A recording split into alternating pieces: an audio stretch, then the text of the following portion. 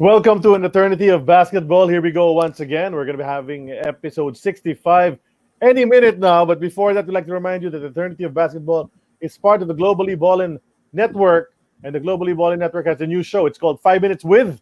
And episode 1 features Nico Salva. It'll be airing 12 p.m. Eastern Standard Time on the Globally Ballin YouTube channel. 4.6 million minutes of listens and views on the Globally Ballin Network. So let's add on to that. You can watch audio and video projects, listen to audio projects and watch video projects and read original articles available on YouTube, Globally Ballin Podcast Network. You can watch all those shows. And then Eternity Basketball, of course, is on there. And then we're also on YouTube and on Spotify. So you can catch us on the go, wherever you are, anytime, anywhere, on Eternity of Basketball. And here we are. Episode 65 now underway. I'm Charlie Cuna, together with Sid Ventura. And today, joining us once again, Jay Mercado pinch hitting for Noel Zarate, who's out making some money somewhere. I hope he shares it with us. But today, we have a guest, a very, very special guest on the show. 39, am I right? 39 years ago, he came on the PBA scene, joined one of the most popular teams ever in PBA history, Toyota.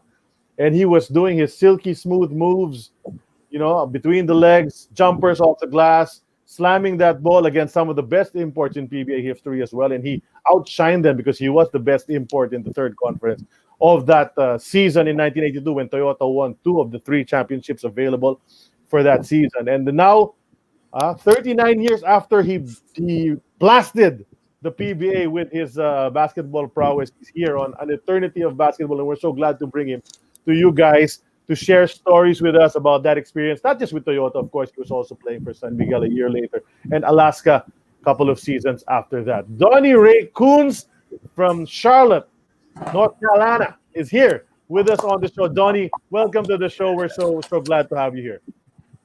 Thank you, Charlie, and thank you and to your team in inviting me to participate. I just want to know why I'm number 61 and not number 1 on the podcast. 65, but yeah, we did try. I did try, Donnie. We've been talking for months, but yeah, it was really hard to track you down, but we were able to do it because that's what we tried to do here on this show, and we finally did get you on now. It had to.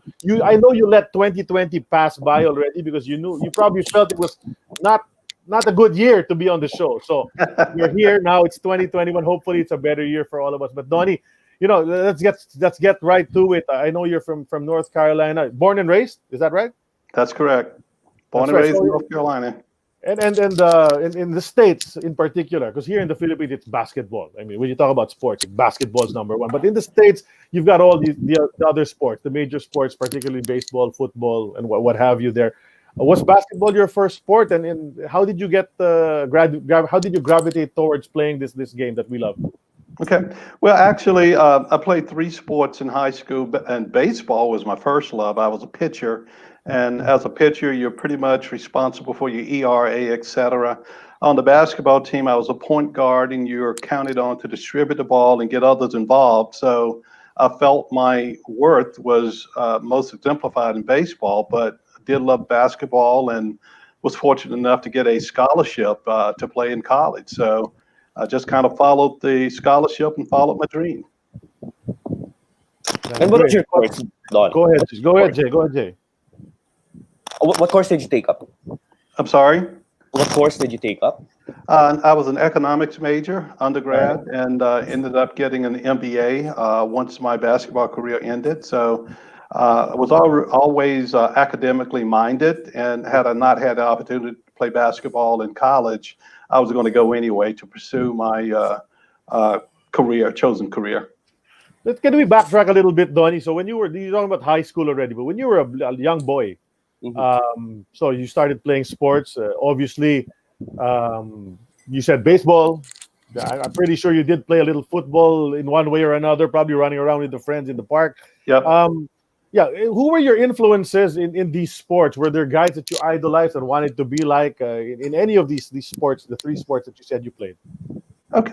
Well, so back then, we had the NBA, and the NBA games only came on Sunday. So there was Oscar Robinson. There was Connie Hawkins. There was Jerry West with the Los Angeles Lakers, Wilt Chamberlain. And then later on, Julius Erving.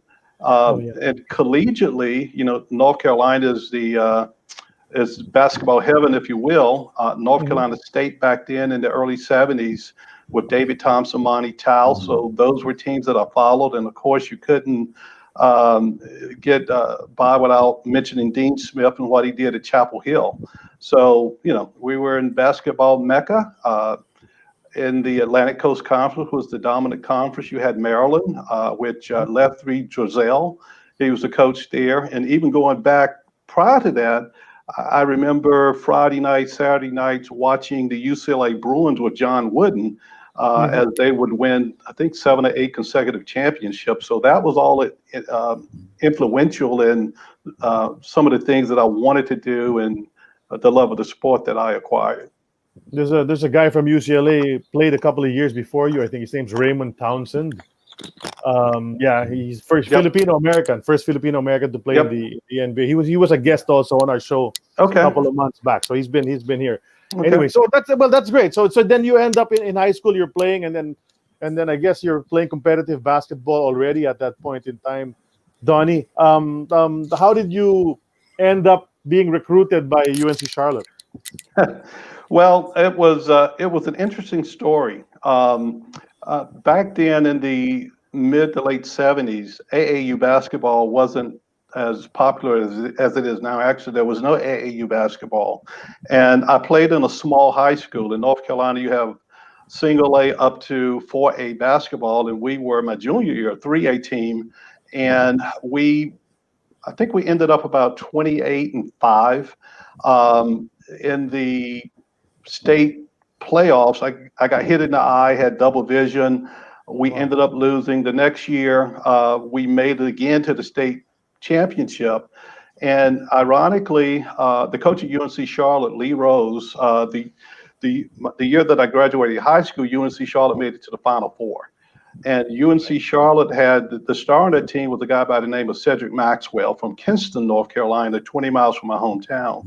And so you had Norm Sloan at North Carolina State, Dean Smith, and I think Carl Tacey at Wake Forest. They, was like, how did this player, Cedric Maxwell, get away from the ACC schools and go to little UNC Charlotte? Nobody knew about him. So at that time, Lee Rose asked a coach in the eastern part of North Carolina, who's the best big guard? And my name came up. Dean Smith at North Carolina came and they saw me play. They didn't recruit me heavily. And after the season, my starting 5 came to Charlotte and scrimmaged against a Division II school. And from that scrimmage, they offered me the scholarship. Okay. You mentioned Cornbread Maxwell. You saw Sid Ventura wanted to smile because he's a Celtic fan. Oh, no. Yeah. Of course, Cornbread was the 1981 Finals MVP, right? Finals MVP, right? Yeah. Donnie, by the way, your old teammate Andy Field is watching, and he says hello. Tell Andy I said hello. Hi, Andy. Miss him. And I'll be honest with you, Andy was the best big guy I've ever played with. I mean, and I'm not just saying that because he's watching. You guys know it, the low post moves. He was very unselfish. He was a defender. It was just great playing with him. Yeah. That's right. Everybody remembers him too. And he was here for 6 years. So, the fans remember Andy Fields very, very much. Well, Jay, you have something for what's your reaction as far as people who are saying that you and Andy look alike? Well, of course, good-looking guys look alike. What can I say? That's right. We all look alike here on this show. 4 of us right here. That's why Toyota fans love you for it. 1982 was one of the better years of Toyota. Probably the best year that Toyota had in its 9-year stint in the PBA. Yep. Yeah, I mean, we talked about it briefly, but, I came in, I replaced Onondaga after about the second or third game of the season. Ed Ocampo, Butch Seguia, Lex Legaspi, and the team and the players, they all welcomed me in.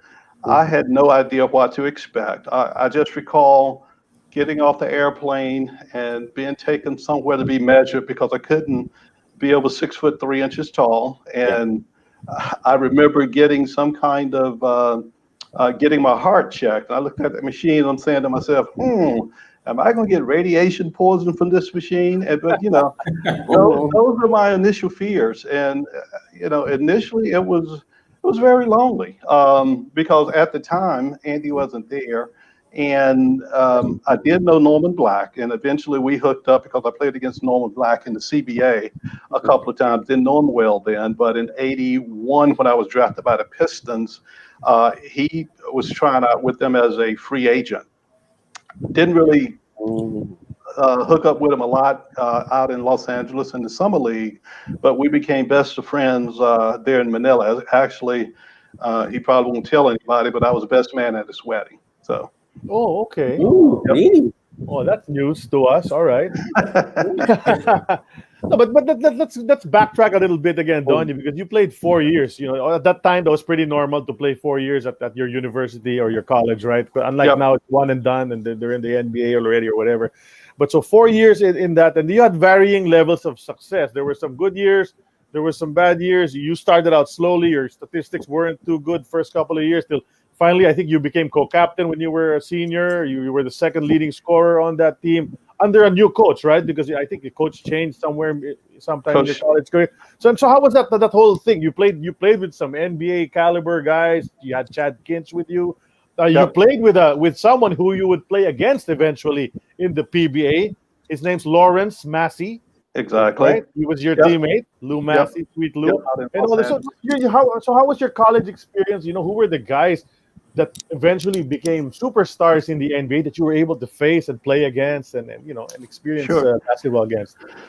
Yes, well, wasn't heavily recruited, as I mentioned earlier, coming from a small town in North Carolina. So college was, in high school, I'm 6'3", and I've been 6'3" since the 11th grade. The center on my team was 6'3". And the tallest player I played against was 6'6" in high school. Well, you get to college, you have guards and forwards 6'6", 6'7", 6'8" at the time. So it was all new. I had to acclimate myself to that, and it was a challenge. Not only, and I would say to any young person who may be listening and are watching, it's not where you begin, it's where you end.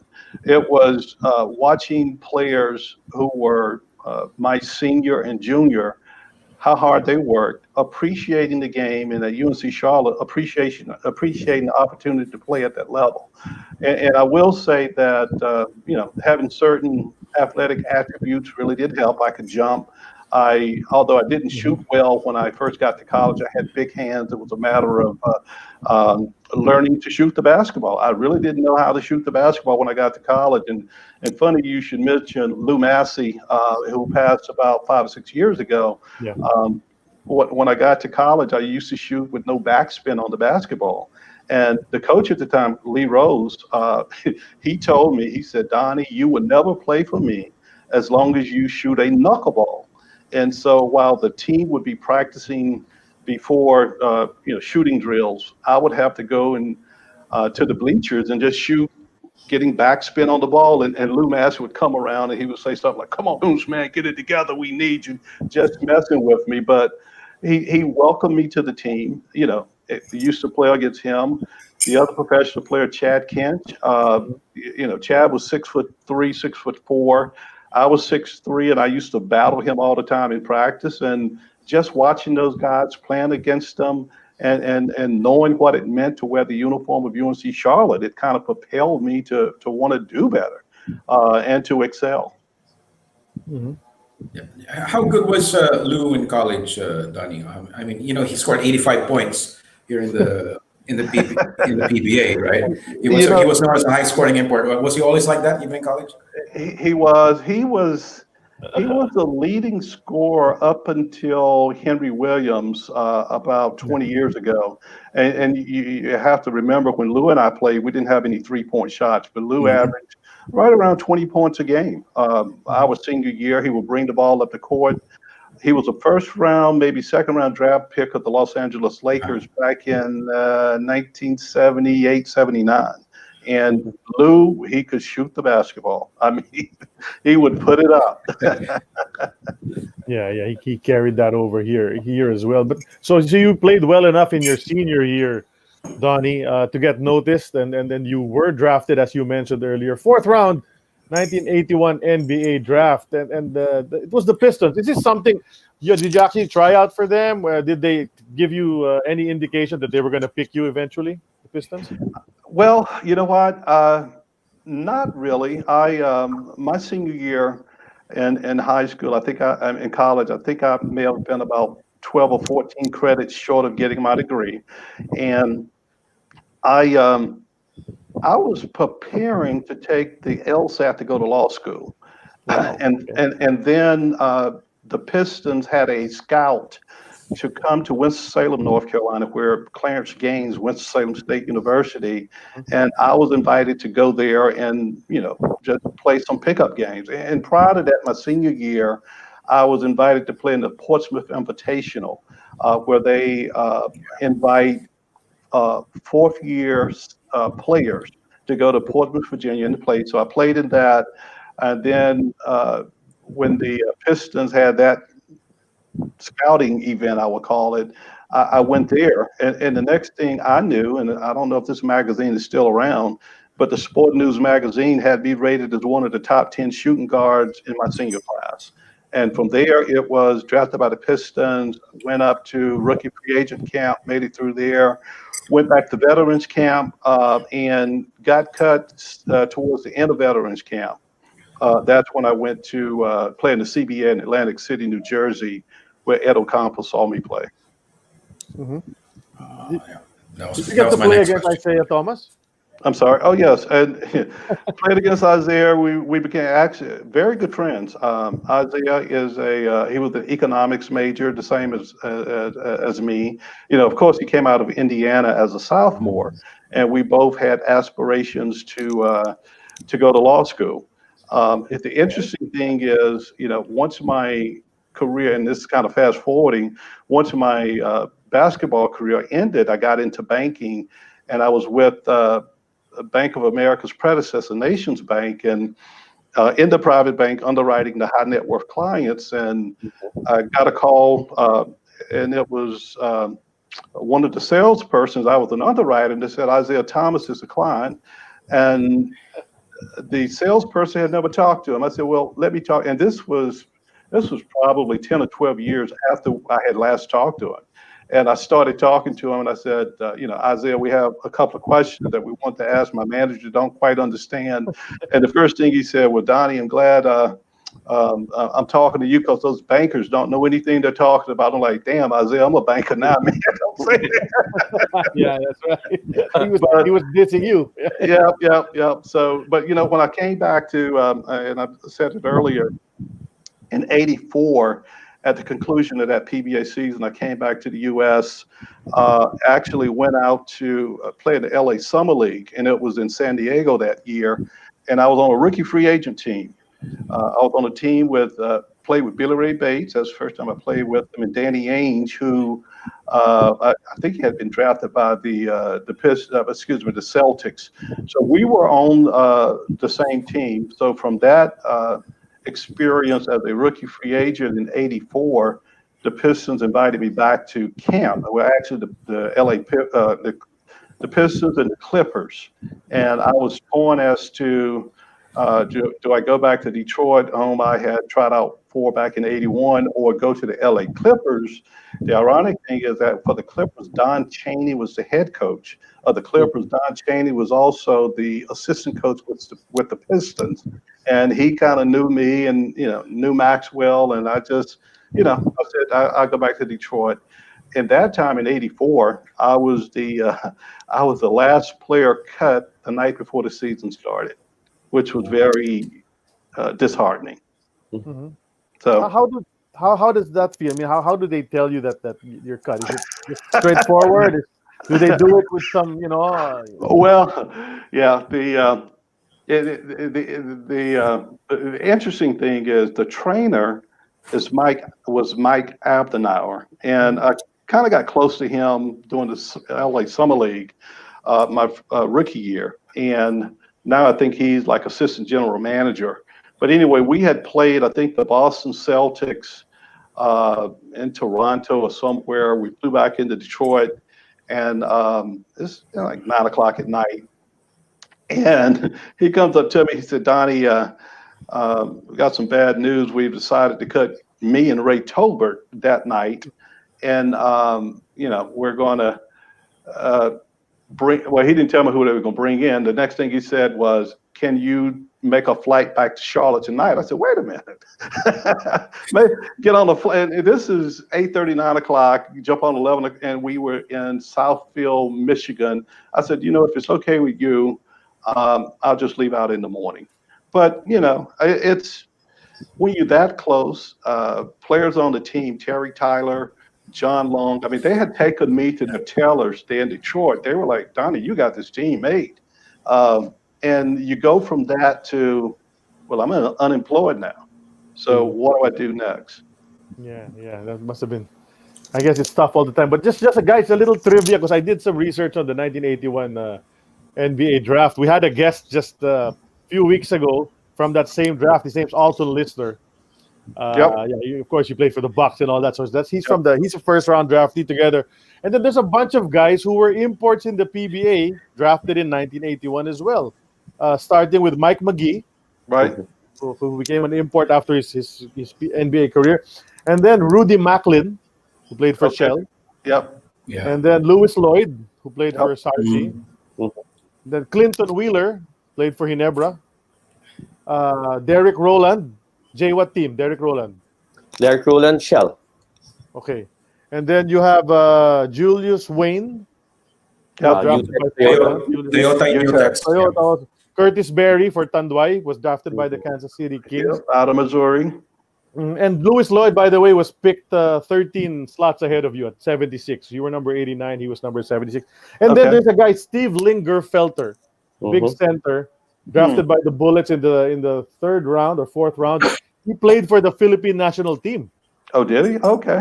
As a naturalized player. That's Steve Lingerfelter. So these are the guys that have PBA connections or Philippine basketball connections in that 1981 NBA draft. So you're not alone there, Donnie Ray. But of course, you're probably the most famous one. So who came here and became best team. But the rest of those guys were, they just came by. Anyway, so you said you went to the CBA. Yep. For the Atlantic City High Rollers, guys. Lots of funny stories about the CBA that we've read through the years. How was it? You know what? So we had, I think, 7 players on the team, and oh boy, we would play. We were actually in Wildwood, New Jersey, which was about 100 miles south of Atlantic City, and there were teams in Lancaster, Pennsylvania. Billy Ray played for the Maine Lumberjacks. There was a team in Rochester, New York, which was a 12-hour drive from Wildwood, New Jersey. So at the beginning of the season, when we played in Rochester, we would go up the night before, spend the night, play the game the next day. And then towards the end of the season, when we weren't quite sure if we were going to make the playoffs, we would leave Wildwood, New Jersey, like at 6:30 in the morning, drive 12 hours, get out of the van, and play the basketball game. So it was, and we had a driver. And I remember one night we left Rochester, New York after the game. We had to go to Bangor, Maine, and me and another guy ended up driving. I mean, it was rough. I mean, it was.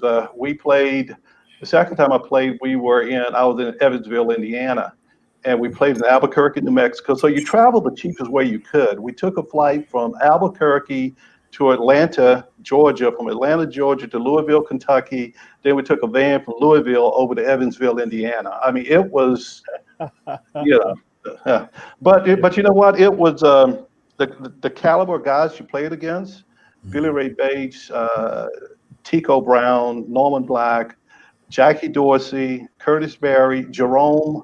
What was Jerome's name? He played with Curtis at Ecoton. Henderson. Jerome Henderson. Yeah, all of these guys we played against, and at the time you were looking. Everybody, of course, was trying to get into the NBA, and if not then or there, it was the Philippines or wherever you could go. Basketball, because I think Norman played somewhere in South America before he came to the Philippines.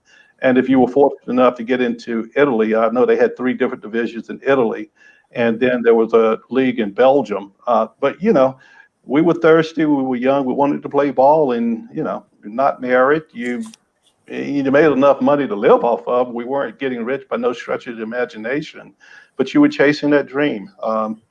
I played the last year I played in 80, what year was it? 85, I think it was. I played with a guy that you may have heard of the name, Bad News Barnes, Marvin Barnes. Marvin Barnes, yeah. And, at the time I was probably 24, 25, and he was in his early 30s, and he said, I'm just news now. I'm not bad news anymore. But the players, it ran the gambit. I was, fortunate, had success there, and was able to get a banking career after that. Mm-hmm. So no bounce checks for you in the CBA. I'm sorry. Francois Weiss was telling in the CBA, no bounce checks. No. I mean, no bounce checks. Because Francois Weiss was telling us his story about his CBA experience. He was lining up in the bank. He was going to cash his check, his salary, and he was with his teammate.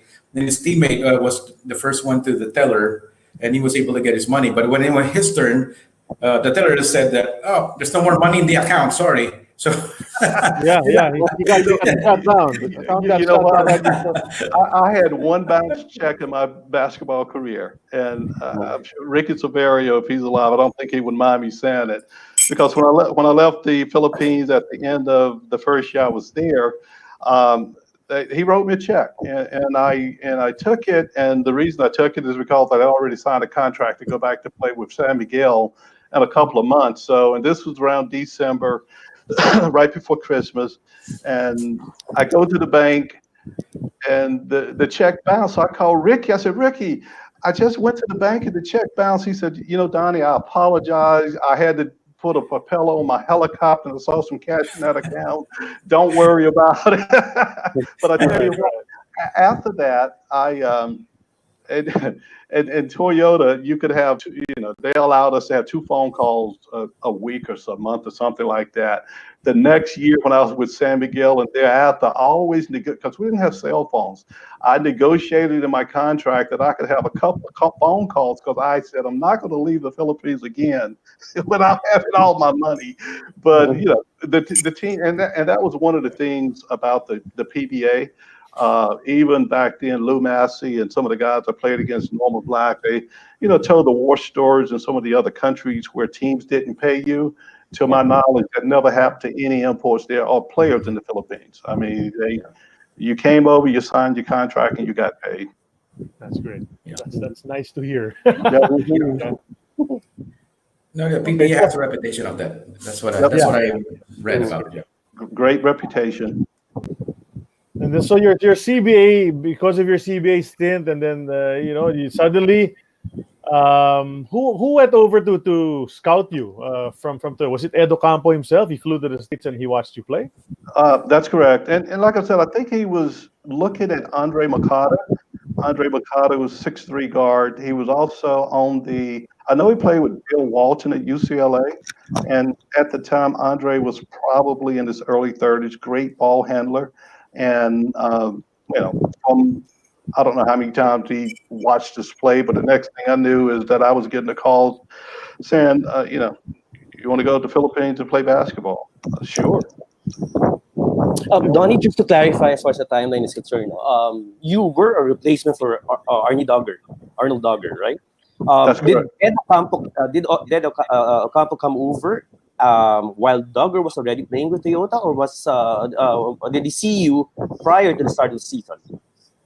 I guess he must have seen me prior to the start of the season, because I think the reinforced conference was the first conference, and I remember coming over. It was Easter weekend, okay. And land in Manila, don't see anybody. Well, you see all the Filipinos on the plane. I think I rode Philippine Airlines, flew Philippine Airlines coming over, and I get to Manila, and people said it's not like this. People are going out to the provinces, so you know. I was like, "Where's everybody? Where am I? I'm in the middle of nowhere." But yeah, he apparently came over. He and another coach for Eco Tunwa. I think they used to come to the U.S. together and scout players. Yep. Okay. And when you heard you were supposed to go to the Philippines, you're being offered to play in the Philippines. Had you heard of the Philippines prior to that? Did you know where it was on the map? Well, I had heard of it, didn't know exactly where it was. I mean, I grabbed the map and said, "Okay, all right, let's go." Down here. Okay. Yep. Okay. And in your first impression when you got here, I mean, when you got, I guess they brought you straight to your hotel or your condo or wherever you were staying. Oh no, or in the Toyota quarters, right? Yeah. Well, Probably. yeah.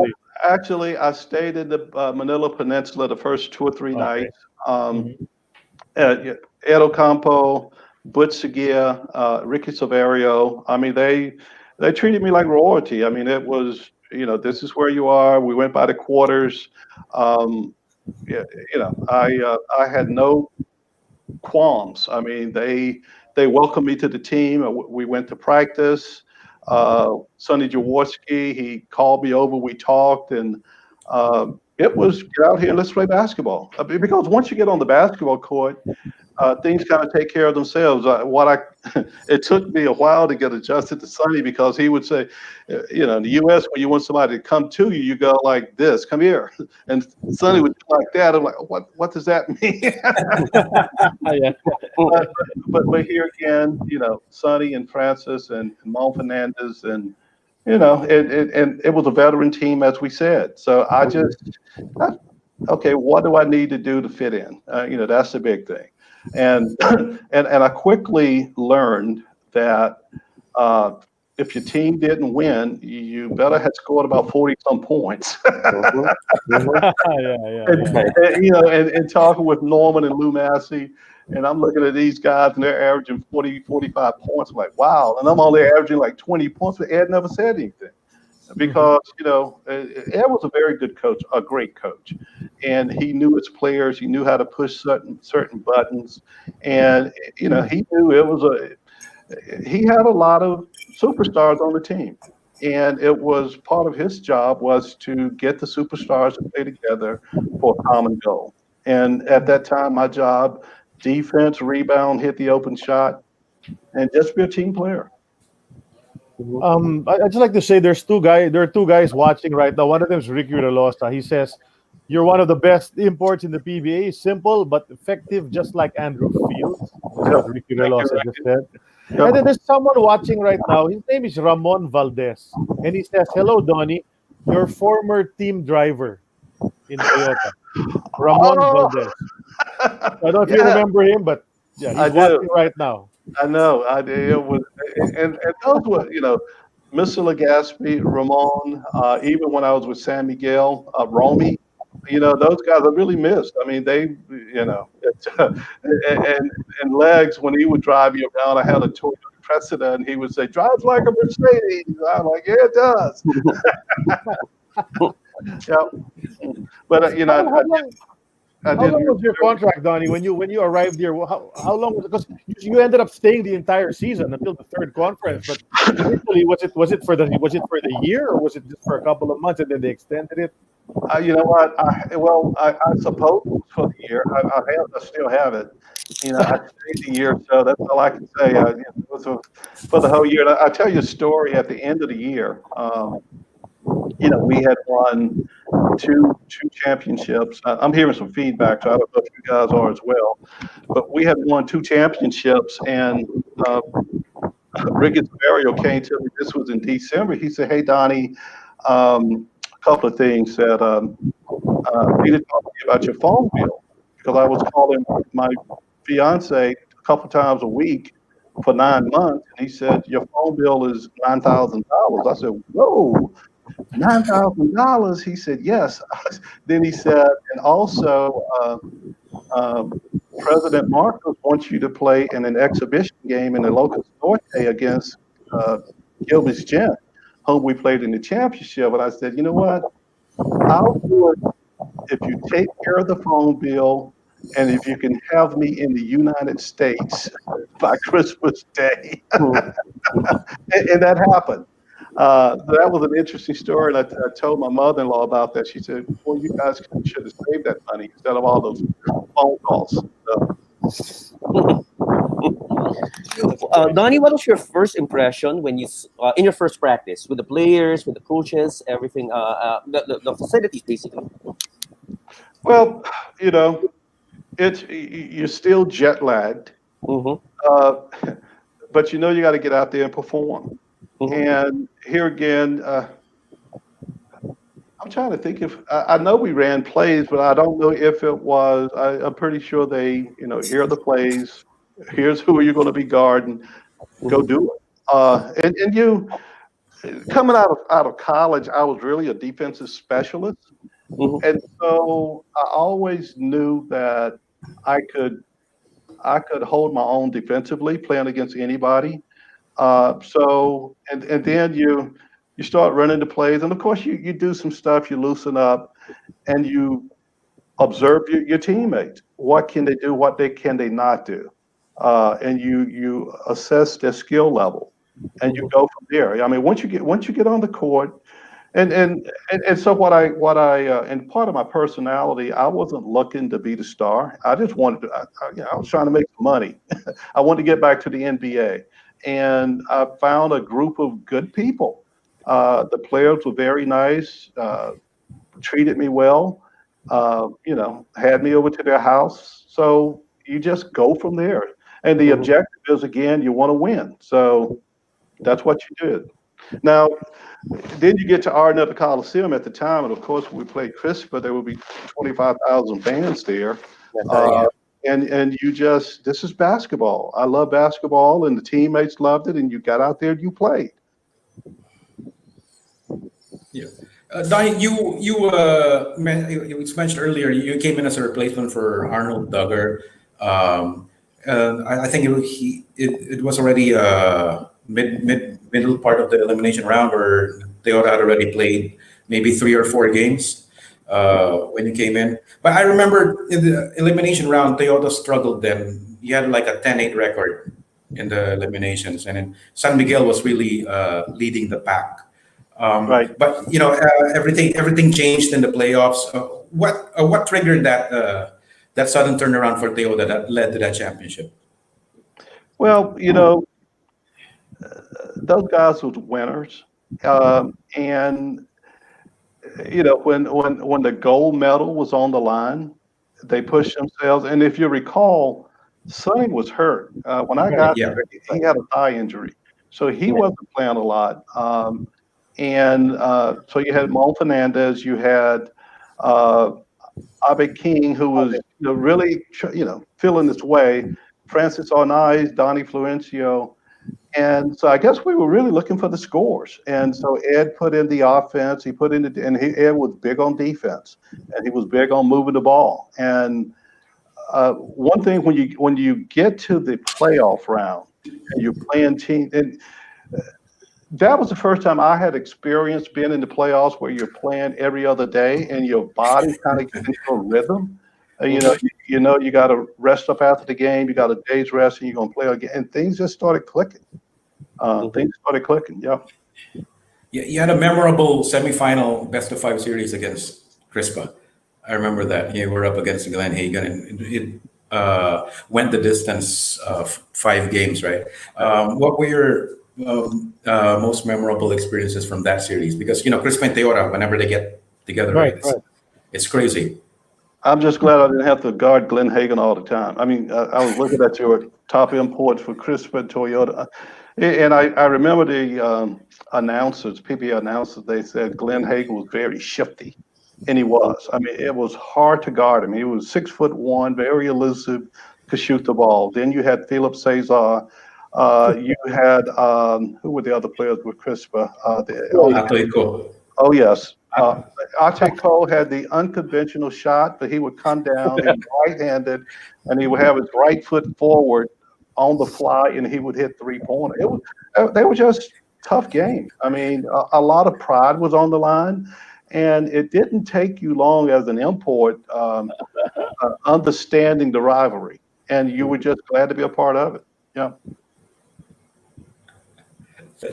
Yeah. That Crispa Toyota, that whole thing about Crispa Toyota is crazy. All the guests we've had who are from either team tell us about how nasty it was, especially in the earlier years when you came in. It's actually about to end already. But in Toyota itself, it's come to the knowledge of the fans in more recent years that in 1982 there was a rift going on already internally in the Toyota team. Were you aware of that? I mean, of course, this was the Mon Fernandez, Sonny Jaworski thing going on already, and apparently they weren't getting along that well anymore. Of course, Mon has had a chance to explain what happened on this show. Coach Sonny has yet to be on the show, but were you aware of that? And did you observe anything going on really in the locker room? And how were you able to refocus yourself despite that going on?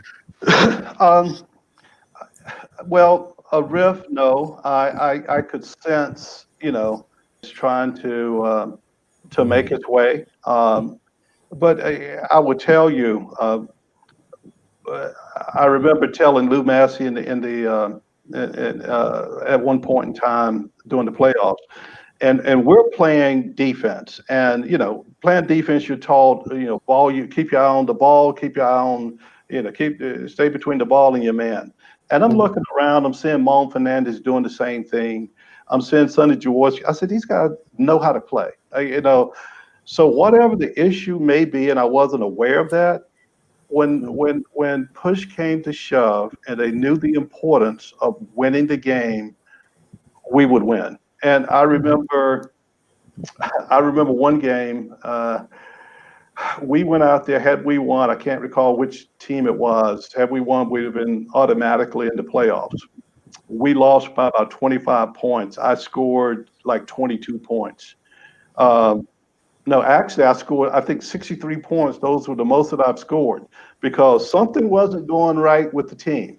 We played the same team 2 days later, and I saw my players, Sonny and Mon Fernandez and Francis on ice. I tell you, he would be coming down the court, and when he started rolling, you couldn't stop him.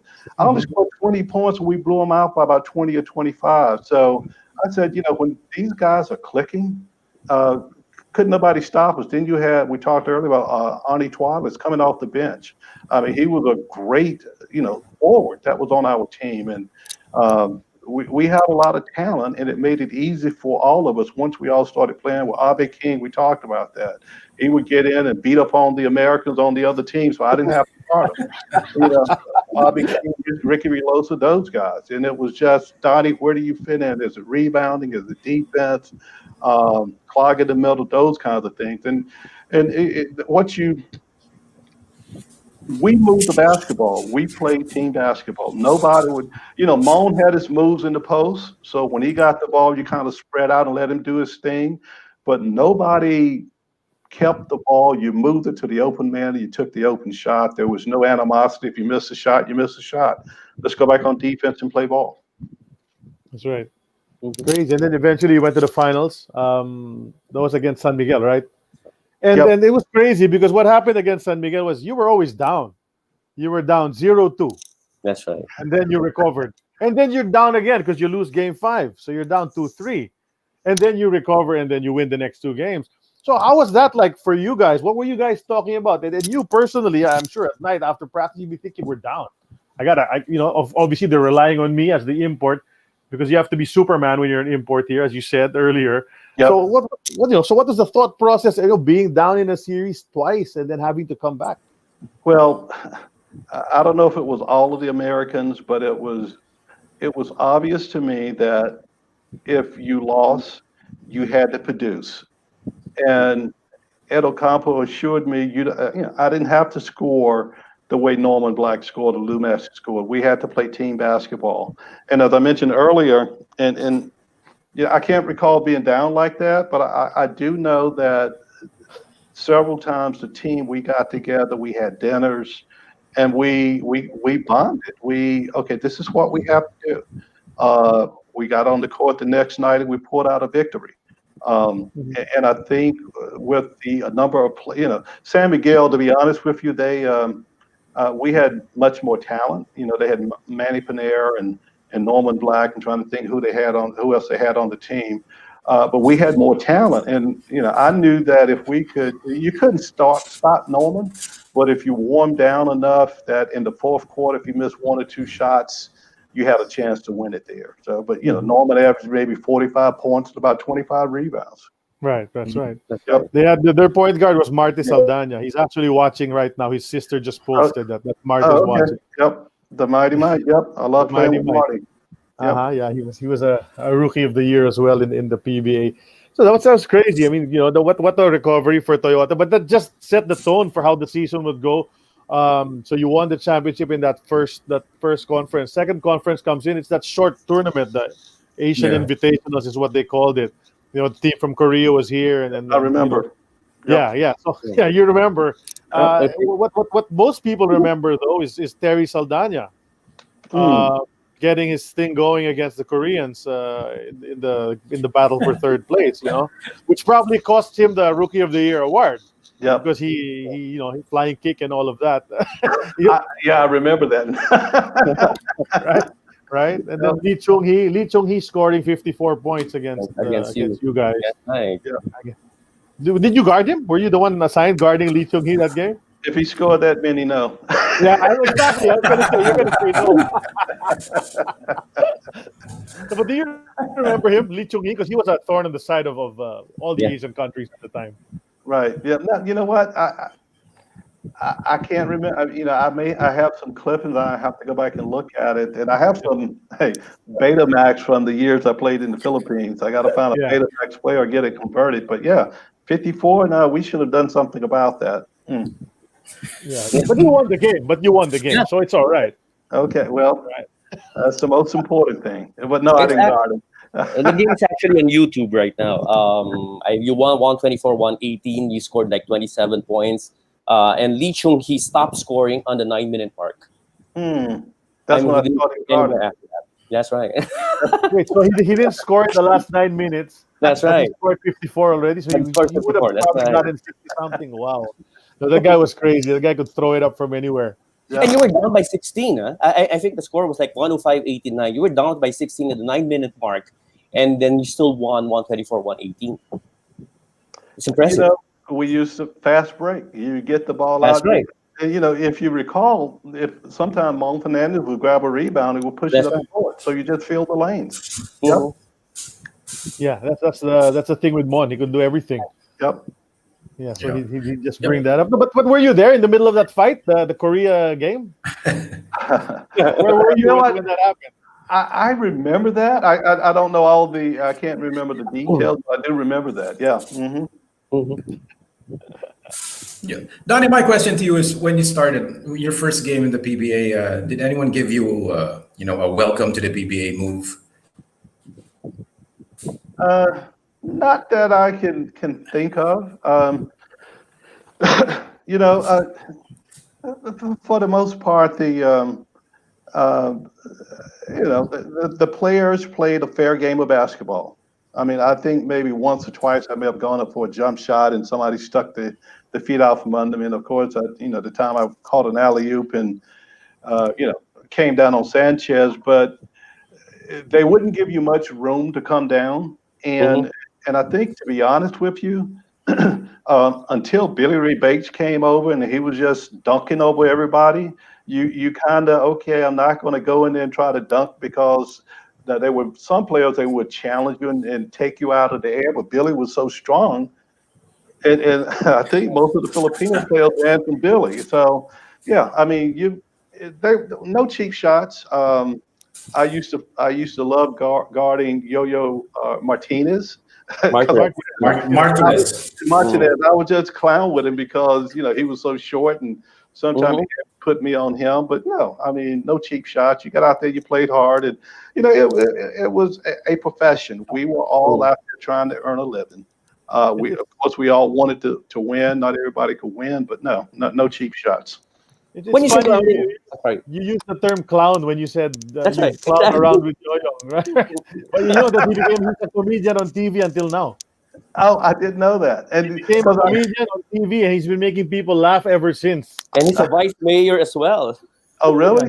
He became a vice mayor. Yeah, So he's a politician and a clown. So is that the same really? thing sometimes? Yeah. It's a lot of times it's the same. he was so short, and I mean, once I kind of felt like I belonged and the people, appreciated me, then I could do some stuff like that, and the fans would just laugh. I would pick him up in the backcourt like I'm really playing hard defense on him. And he was so short. Those were some of the fun times that I played in the Philippines. And then, of course, in the third conference, you were teamed up with the second import who had been here many times before. His name's Andrew Fields. Exactly. And but did you mention you knew him prior to being together, or did you just meet when you were teamed up at Toyota? I met when we teamed up with Toyota.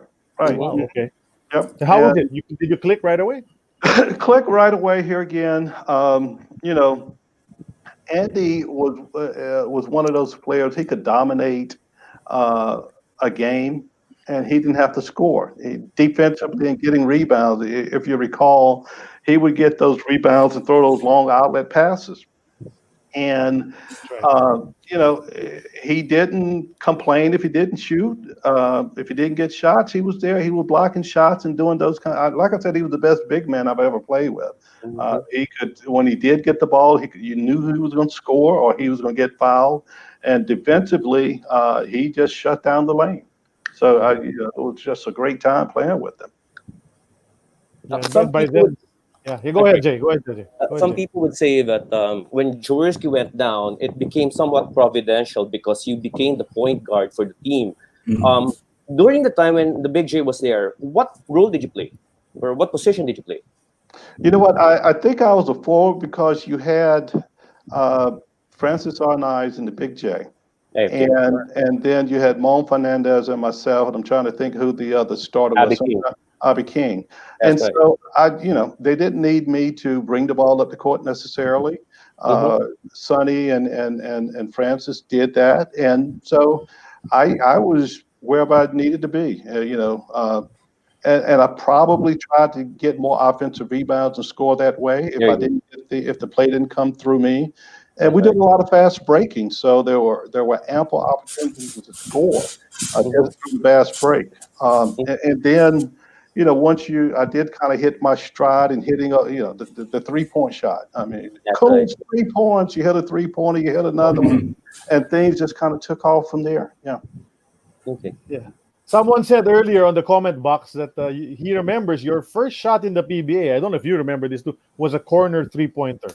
That's what one of the fans just said. So, and these fans are rabid fans, so he's probably right. I have to believe him. Yeah, that's right. That's really, yeah. But yeah, you and Andrew Fields were just so, yeah. You just seamlessly worked together, and that was great. So 2 out of 3 championships Toyota won. But then, as you said, right after the season ended, you already had a contract with San Miguel. Exactly. How did that happen? They were tampering? That's what they call tampering now, right? Mucho pesos. You can tamp all you want to. No. And I think Ed Ocampo had an agreement because, at the time, depending on the strength of your Philippine players, you were for the reinforced conference, you could either get if you had a weak all-Filipino team, you could get an American as tall as 6'5". And Toyota, the year I came, it was 6'3". And if you had a strong team, which apparently Crispa did, it was 6'1" was the height limitation. Yeah. They had Glenn Hagan.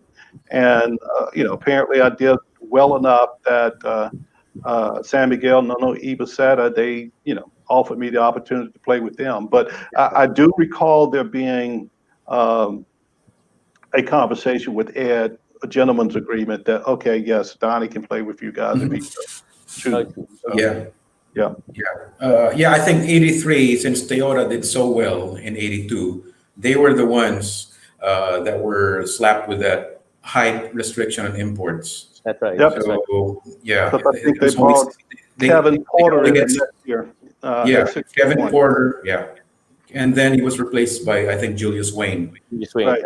Who also was only 6'1". So that's why we weren't able to sign up again with Toyota. And he went to San Miguel. Right. Am I right, Jay? Am I right, Jay? Yeah, that's right. That's right. Jay is our PBA historian, so Yeah. anything about the PBA, Jay knows. Yeah, he's the one who knows everything about the PBA. That's Jay. But the San Miguel experience, as I said earlier, I told you when we were not alive yet. You had better numbers when you were with San Miguel, but not too many people even remembered that you played for San Miguel. Maybe because no championships, it wasn't as successful as in 1982. But it was a great year for you. You played with some great guys as well. You played with Rich Adams, who was a pretty good big import. And then you had, as you mentioned, Mighty Might, Manny Paner, who was one of the greatest centers earlier in the PBA. Yeah. He was a bit on the backside of his career back then, but he was bull strong and all of that. So how was that experience under Coach Nat Canson? Well, which mean I had to score more. And that was very obvious that you're going to have to produce. We didn't have the talent, as I said, with the Toyota team. So I had to do yeoman's job, pretty much like Norman Black had to do previously. So I think I probably ended up averaging 38, 40 points a game, about 15 rebounds. But the good thing was I could count on Manny Paner. I could count on Marty Sedania. That they were going to do certain things. And I knew that if I had to take the big shot, I would. But I also knew that Marty could hit the open shot. And there was a couple of other players who didn't produce a lot, but you kind of counted on everybody to pitch in and to make the team successful. No, we didn't win a championship, but it was an opportunity for me to display my offensive skills, which I didn't have to do as much with Toyota. I'll just read to you the names on the lineup, just to refresh your memory. Limeng Beng. Yep. Limeng Beng was there. You had Jess Miguel Bean, B-Boy Ravanes, Etok Lobo, Anthony Dasalia, rest in peace, Jerry Samlani, Rudy Lalota, Fritz Gaston, and, and Bokyo Lauchenko. Oh yeah, those were your teammates. Fritz was trying to come back from a knee injury. I remember that he played hard, had the knee injury. Jess Migglebeen, he could shoot. Jess was about 6'2", 6'3", and he was one of those. If I could get a little more out of Jesse, that would be great. But he did what he could do. Lehman Bing, I love playing with Lehman Bing. He was a very experienced point guard. He wasn't really quick, but he could get his shot off. So he was one of those you could count on to, 10, 12 points a game. We just didn't have the kind of talent we had Toyota, but here again, it's pushing each other in practice, pushing each other in the game, talking to one another, working to achieve the same goal. That's to win basketball games. And despite no championships for that season, San Miguel did accomplish a few things. Now, one of which was to defeat Crispa and break Crispa's 21 game-winning streak, which stretched over from the previous year. And then San Miguel was the one that broke that, and that was a big reason was of course Donnie Ray Koonce. But at this juncture, we'll get into that. No? But at this juncture, we just like to remind everybody, Bianx, that we are part of the Globally Ballin Network, Eternity of Basketball. And of course, on the Globally Ballin Network, there's a new show, 5 Minutes With. Catch that all the time. First guest is Nico Salva. We're also part of the Globally Ballin Network. When you can go to globallyballin.com, where there have been 4.6 million minutes of listens and views. So let's contribute to that. You can catch the Globally Ballin podcast, Hang Time, Ronda, and an Eternity of Basketball on YouTube and all the social media. Check that out. Eternity of Basketball is on YouTube and on Spotify and Anchor as well. Catch all our episodes on the go. And subscribe to our YouTube channel as well, so you can watch all the previous episodes if you haven't already, or watch them over and over again. So here we are, episode 65 with Donnie Ray Koonce. And we were talking about Crispa. Let's talk about Crispa. They were dominant in 1983, primarily because of BRB. Yeah, because we announced that we're gonna have an import. We teased it first. We're gonna have an former import who went by his first two names, and so people immediately commented it's either Donnie Ray or Billy Ray, right? And of course, we got Donnie Ray because we can't find Billy Ray also because we don't know where. You never know. You never know where Billy Ray Bates is, right? Even when he's in front of you, you never know where he is. But that was crazy because they were winning, they were killing everybody, Donnie, and then you guys defeated them. San Miguel. Do you remember that game? Were you aware that there was that streak that you had a chance to break? Wasn't aware. You know, eh, when you got to play against Billy Ray Bates, that's what you're focusing on. And you know, the funny thing is, before the game, we'd be in layup lines, and Billy Ray was one of those guys you look on the other end of the court and like, wow. This guy could jump out of the gym. He could shoot the basketball. He was strong. He was big. And how can you defeat him? And you just tried to do all you could to take him down. So no, I wasn't aware that they had a 21-game win streak though. Mm-hmm. Okay. Anyway, we have a special guest. Well, this is Noel. He's our usual guest, our usual host rather.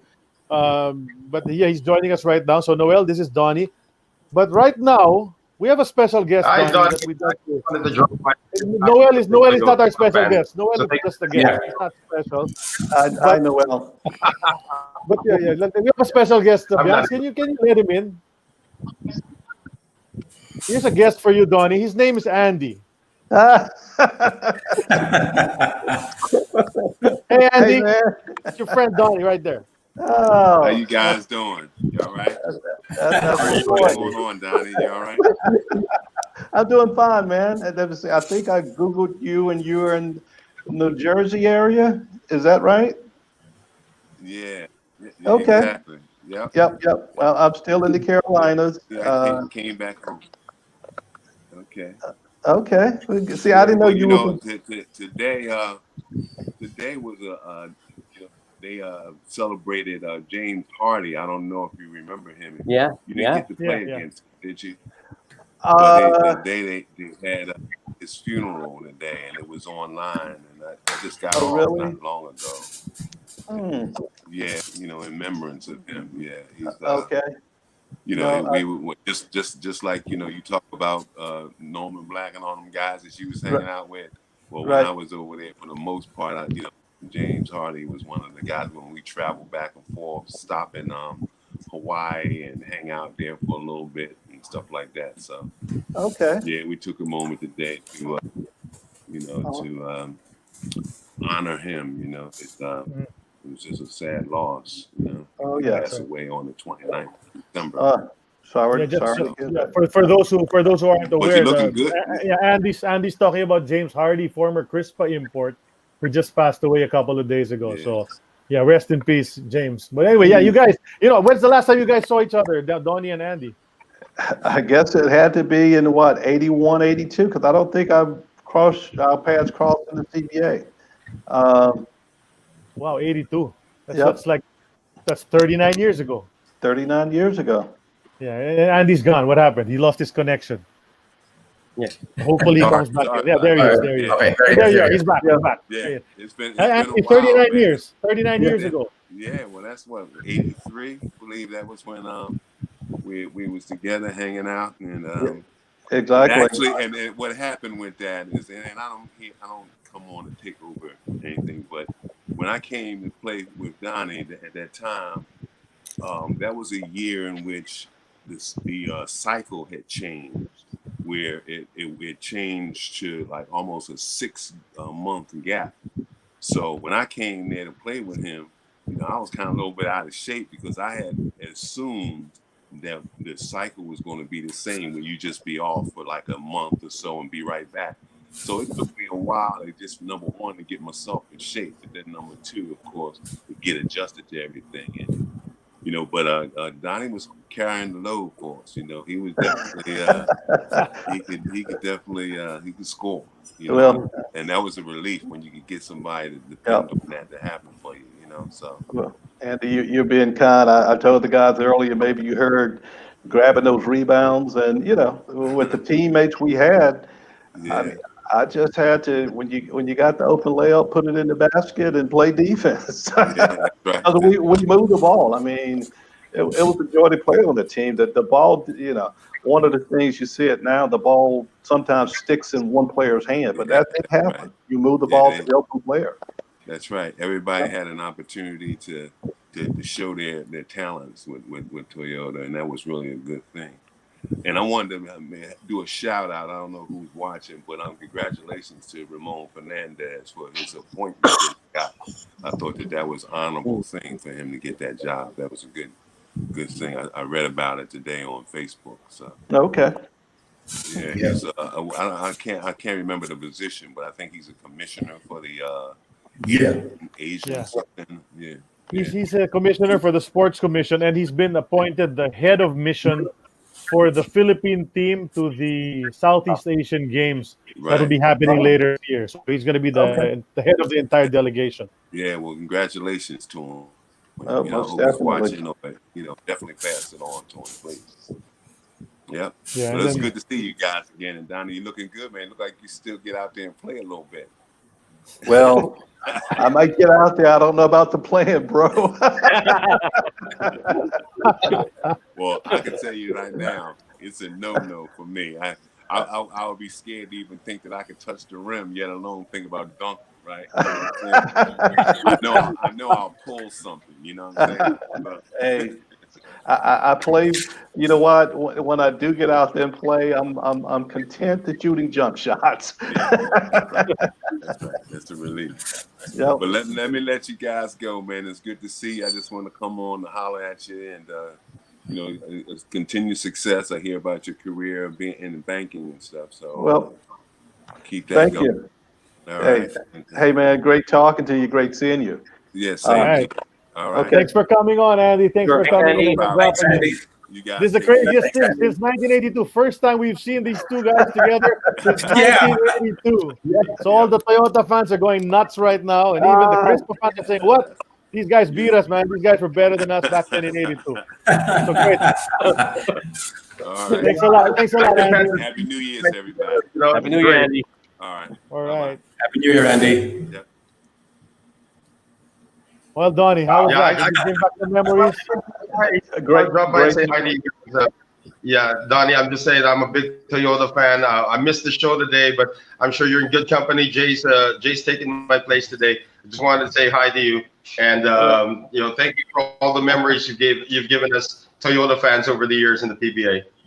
Well, glad to have you. The pleasure's mine. The guys are really taking care of me, so maybe feel at home. All right. I'm gonna bounce now, so I'll see you guys next time. Bye. Sige. Noel, take care. Well, Noel Zarate with a cameo appearance on our show. Bernie Fabiosa's watching. You played against Bernie Fabiosa. He's from Crispa. He probably gave you a couple of elbows.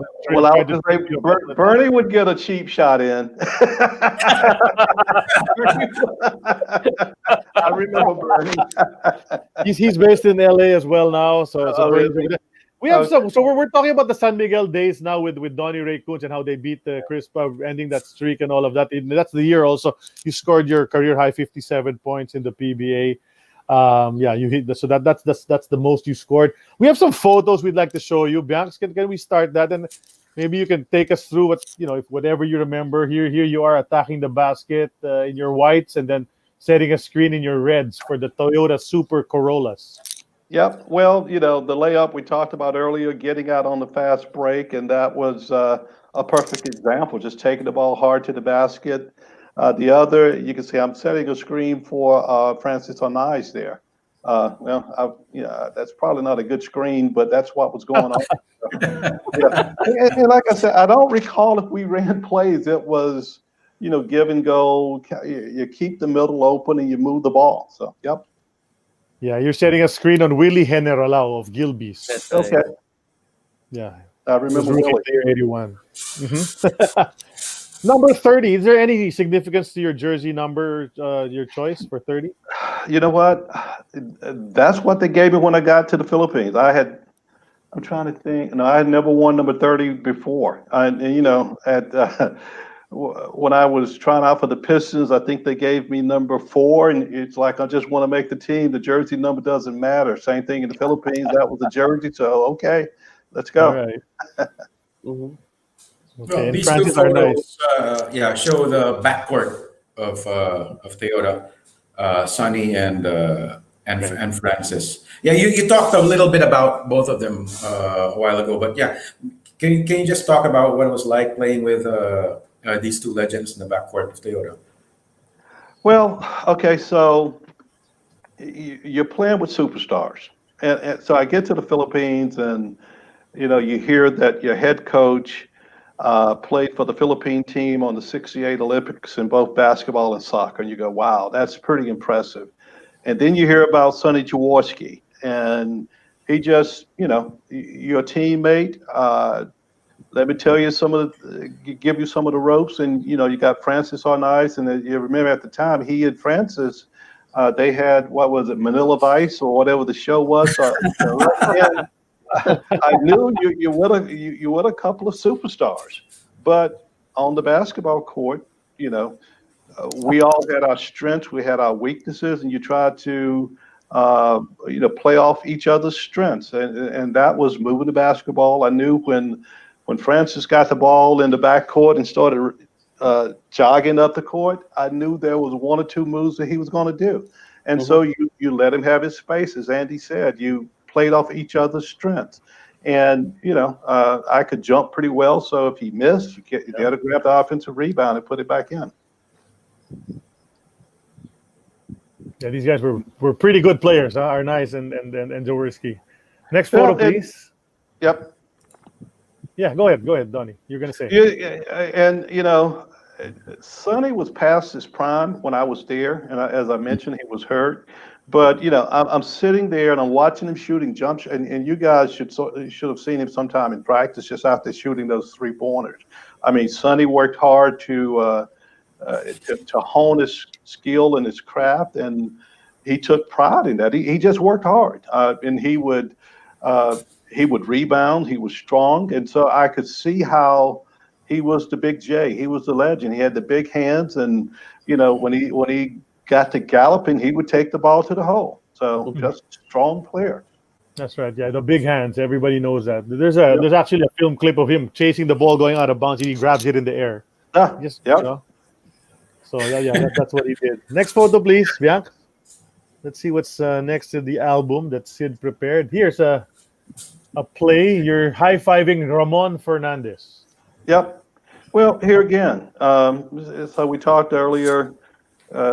Is there a rift between Ramon and you get on the court and you play. You knew Ramon had a certain skill set, and he operated well at the low block, and you let him operate there. And you congratulate a player when they made a good move. I don't know if I made the move or he made the move, but that's teamwork. That's cheering each other on. That's what that is all about there. Mm-hmm.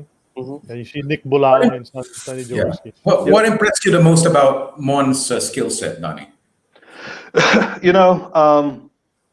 Mon wasn't very strong, but he could use his body. And he was one of the first players that I would see, and they do it now, they call it the up and under move. They do it in the NBA now a lot, where if somebody's closely guarded at the 3-point line, you've seen Kevin Durant do it. He'll bring the ball up on the if I got my arms out like that, he'll just bring the ball up and, pretend that I've just knocked the crap out of him.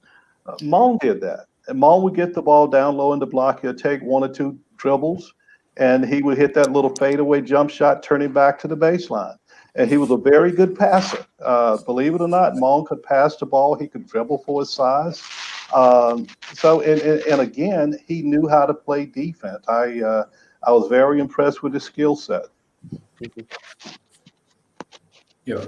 The reason I ask, right now there's a debate whether Mon is the best PBA player of all time, because there's another big center who's dominated the league for the past 6 or 7 years. But for us old timers, I can't believe I just called myself an old timer, but yeah, for us old timers, Mon is perhaps the GOAT of the PBA.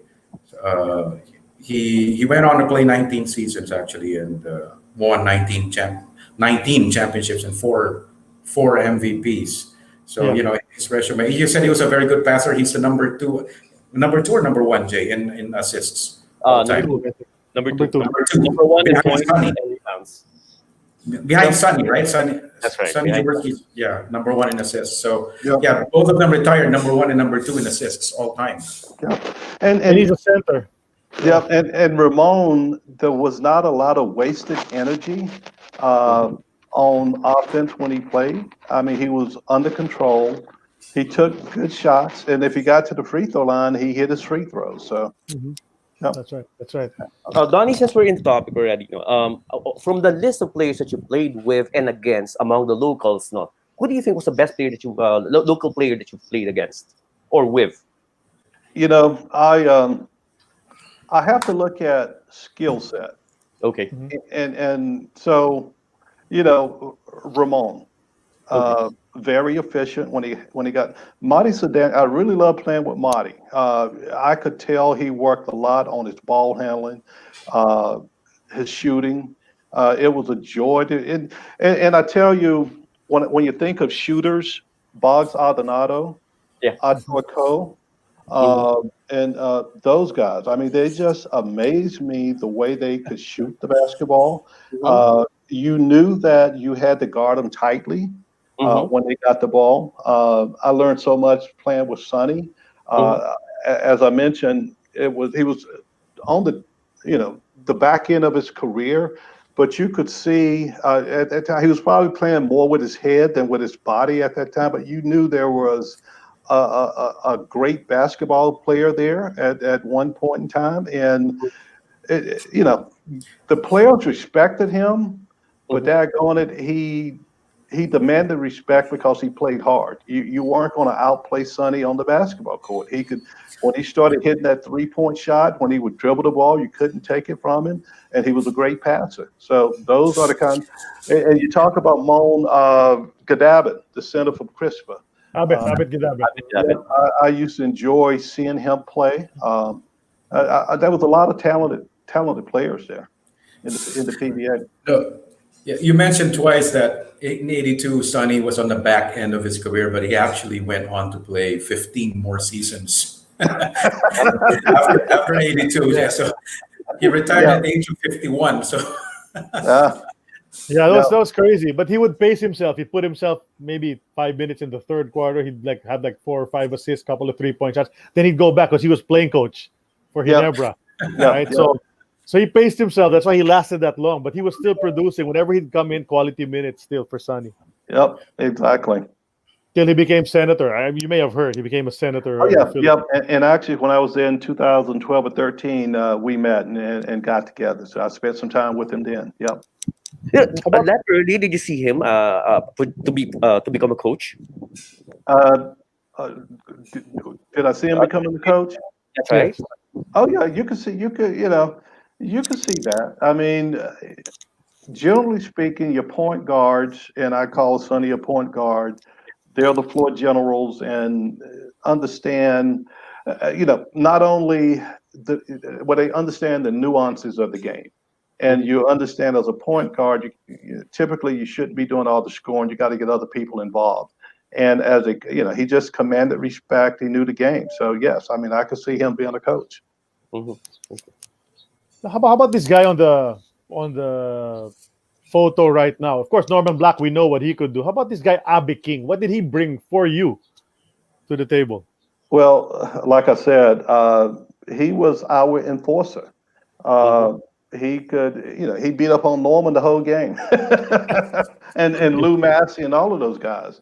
And here again, and Abe could score, but he knew on that team his role was to be a defensive player to grab rebounds and great attitude. And I'm just thrilled at the career that he had, because this was kind of early on, if I recall, in his career, and he really began to blossom. And Ricky Relosa kind of took after him, being that type of a player.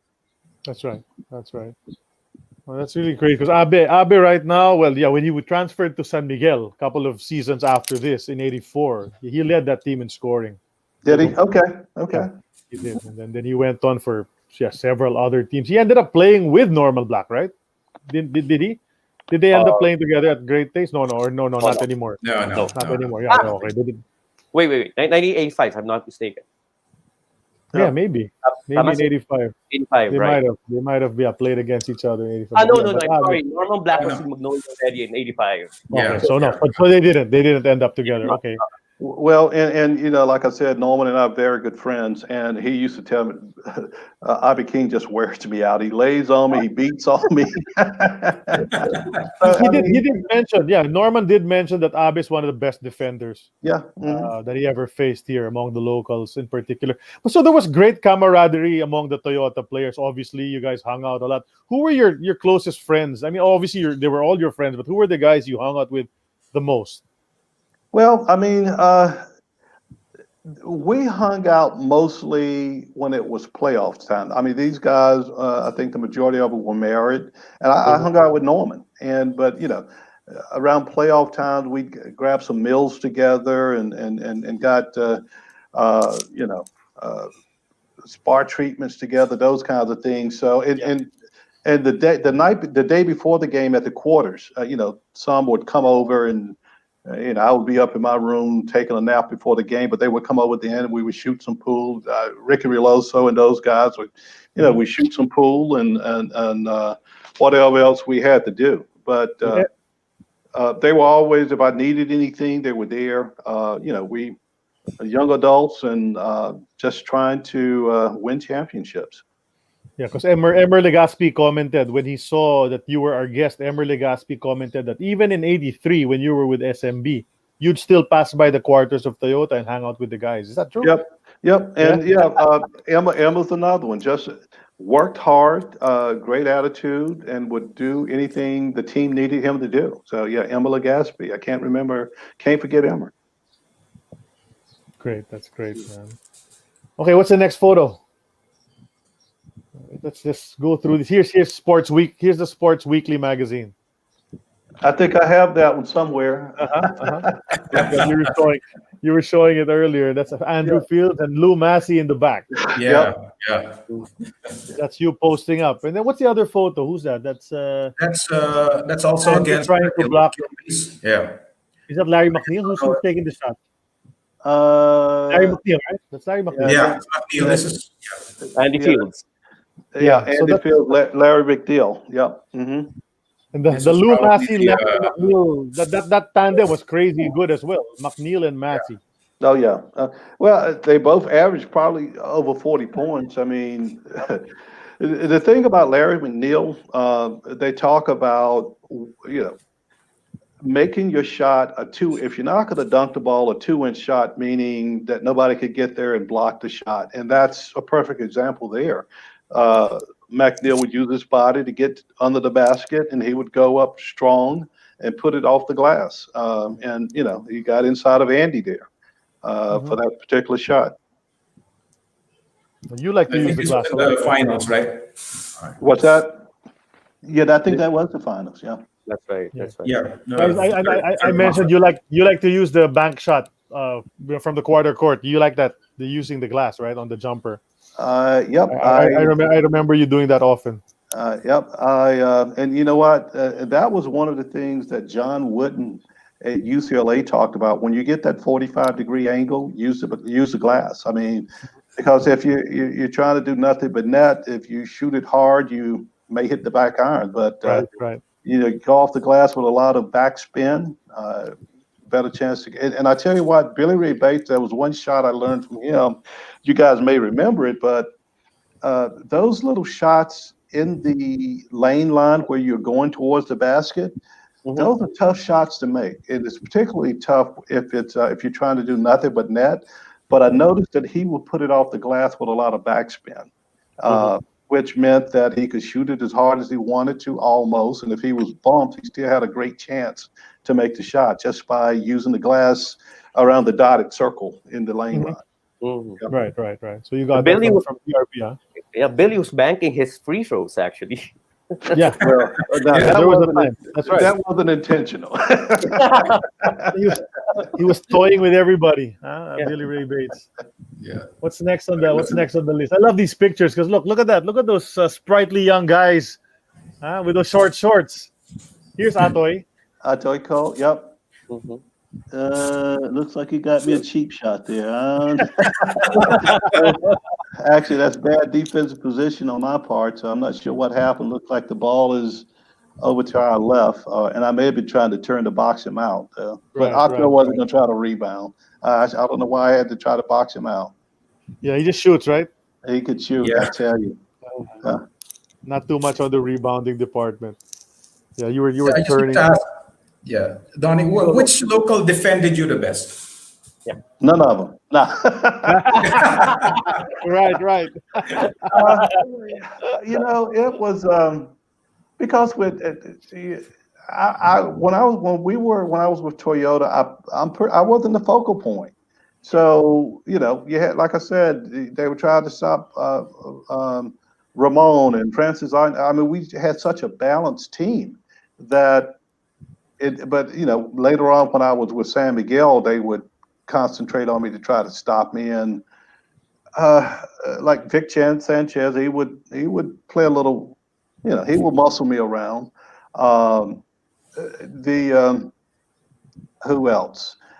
Not a lot of Americans guarded me, but every once in a while they did. I remember Dwight Anderson when he was over there. Yep. I think if I'm not mistaken, I think he passed away recently. Also, maybe a year or two ago. I want to say you're right. Yep. Yeah. Mm-hmm.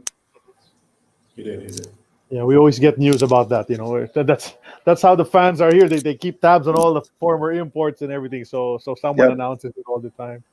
Yep. Terry Duro also, actually. I think he played Terry against Duro too. here. Terry Duro. He also passed away last year. I wasn't aware of that. Yeah. That's what Sid knows, because Terry Duro, the former Celtic. So he won a championship, 81. Yeah. Yeah, he was with Cornbread on that team. That 81 team. Okay, what's next on the feed? This one. Here it yeah. is. That's just the picture I sent to you, Donnie, right? I asked if we could use that. Yep. There's BRB. He didn't get to block that, right? You threw that one down. Well, you know what? It hit the back iron. He got a little bit of it, and you remember? Huh? Yeah, I remember that Billy did hit it, but that just shows he could jump so much higher than me. I mean, I could jump pretty well, but Billy could get up there, and he took it as a challenge. Billy was like, "I'm not gonna let you dunk." He took it as a challenge, and you could see me gritting my teeth. I'm trying to dunk on him. So he wasn't gonna let that happen. And look, this is like a season after your first game, and you're already bigger here. You must have hit the weight room between Toyota and San Miguel, because you look bigger already here than you did in those photos earlier. It was a Lipovitan, I'm telling you. Give you that energy. Billy Ray Bates, they said he would drink Lipovitan also, but it was laced with some other whatever. No comment. No comment. Hey, Donnie, there's someone watching now. His name is Dwayne Vasquez. He's the son of Coach Tony Vasquez. Okay, yeah. So you must have seen him as a young guy, at your practices back in '86. Right. For Alaska. He's my buddy. I grew up with this guy. He's my teammate here in the village. Okay. Dwayne. He's based in the Bay Area now. Hello, Dwayne. How are you? Good to see you.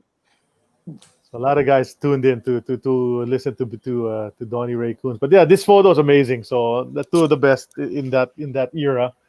And you're still number 30. So you kept number 30. Is that right? Even till Alaska, or did you keep?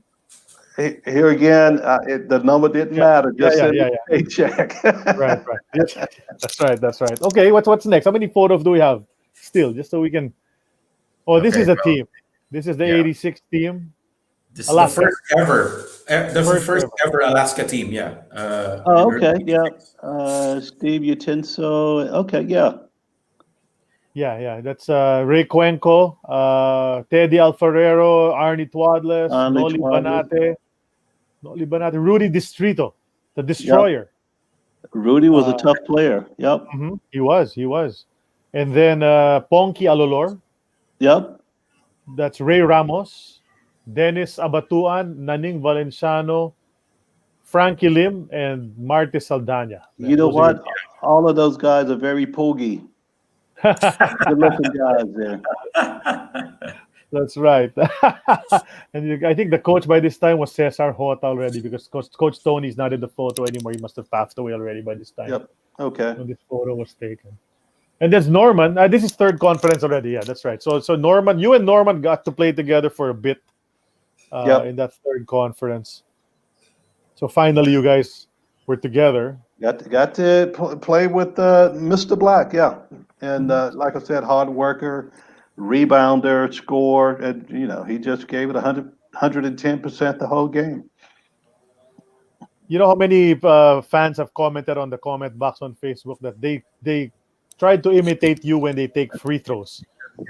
Your form on the free throws, that you were really concentrated on your shot, really serious. So that those I've seen like 4 or 5 guys comment already. I used to imitate him taking free throws. Donnie Ray Koonce. Well, and like at the top of the broadcast, I mentioned that I didn't shoot the ball well my freshman year in college.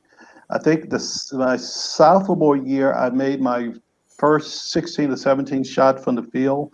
But that was, shooting is, once you learn how to shoot the basketball, it's more confidence. But once you get the form down, and then it's, what do you feel?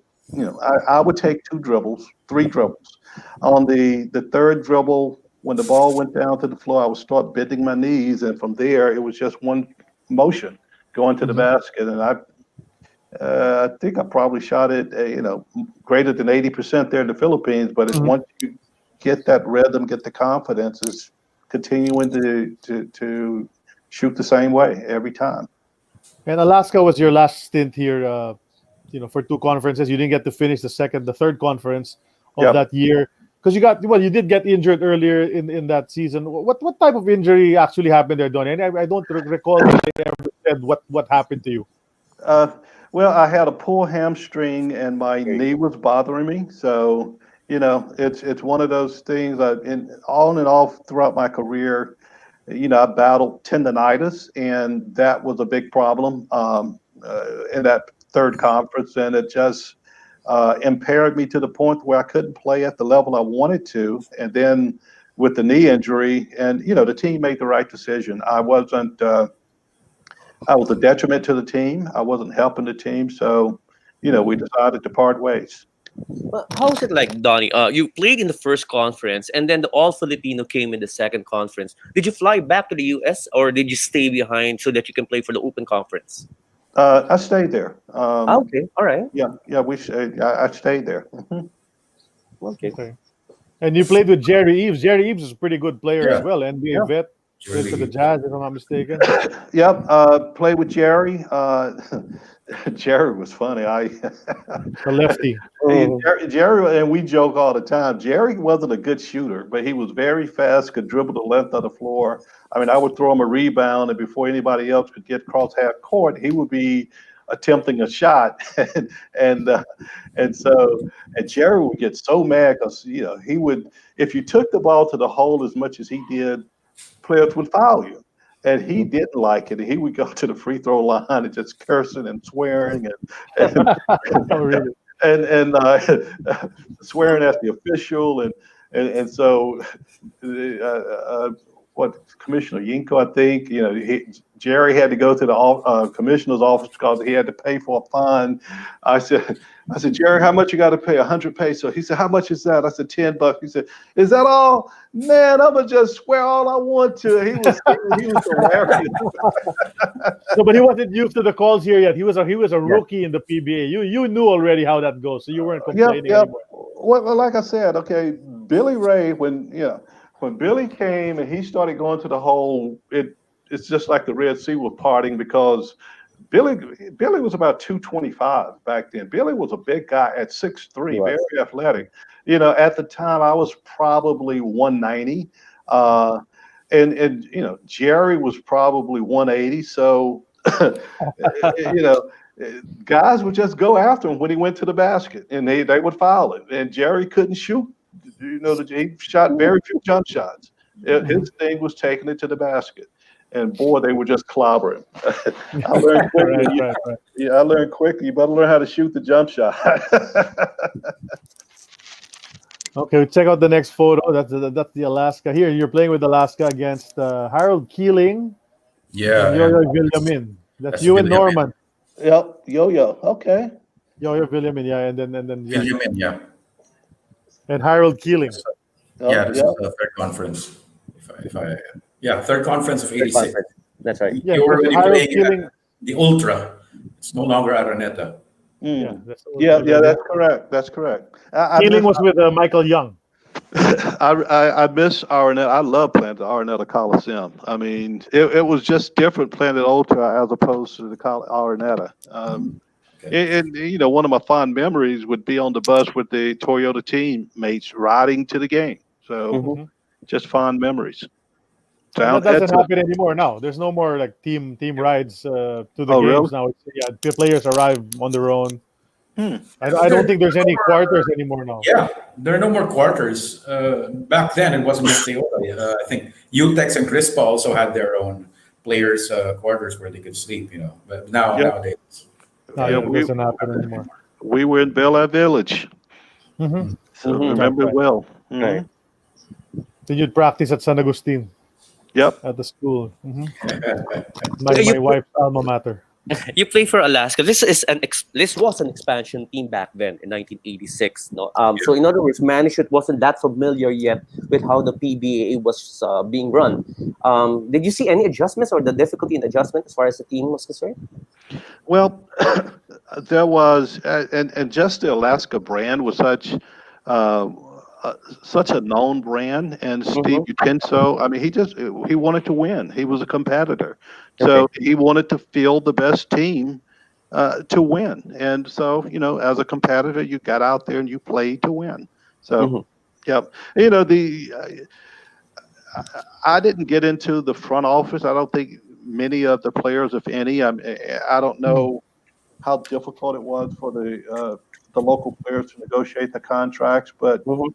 once you got out there on the court, it was all about basketball. All right. Mhm. Right. Okay, what's next? There you are. Right, There. that's 2012 when you were here. Yep. You're talking to Kinito. yeah, even though his back is turned to the camera, Yep. it's pretty obvious that's Kenito. And, I think and, it's act- more and of age. actually, that was the 25th anniversary of me winning the most valuable import that year when I came back that year. That's crazy. 2007. 30, no, 30. 30th. 30th. 30th, 30th, yeah. Yep. And That's right. so my daughter was actually in the Philippines, and my wife and son came over there around Christmas to spend some time with her. She was working on a fellowship, having just graduated from college. So it was neat, like I said, getting back over there and Makati, it had changed. So I was surprised at the growth in the city. I was absolutely stunned by the growth. Right. So, Nothing like back then. It was much, nothing like, yeah, and even rarer back then. EDSA going south, you had the double lane highway. I was like, where did this come from? So That's crazy. Yeah. You stayed long enough to get all those terms, EDSA and all those things. Mate. That's Yep. crazy. But here, you're telling Kinito. What are you telling Kinito here?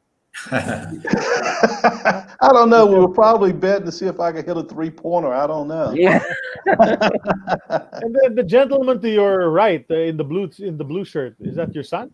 That's my son. Yes. That's Mhm. your son. Oh, I see. He played some ball too, right? He did. Yep. And he's in medical school now. So yep. Wow. Okay. That's great. This was your first trip to the Philippines since '86, Donnie? That's correct. Yep. Wow. So it's 26 years. So, Yeah, I imagine it's almost 10 years since this photo. Yeah. Yep. And this was the newest venue, right? The Mall of Asia Arena. I'm sorry. The venue where this was taken. That's the facility over near Rojas Boulevard. I can't Yeah. Mall of Asia Arena. Mall of Asia. Yep. That's the new. That's This is the where new they hold international tournaments. Okay. Yep.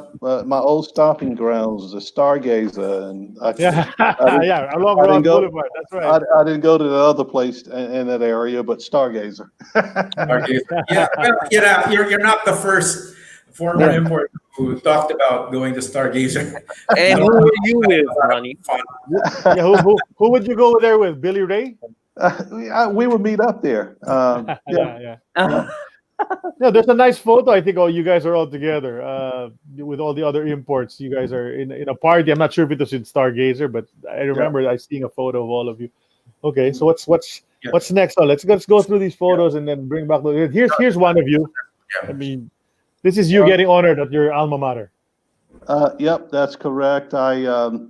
I've been, heavily engaged in the university, and I'm a former president of the Alumni Association. So those are all former presidents of the Alumni Association on that photo there.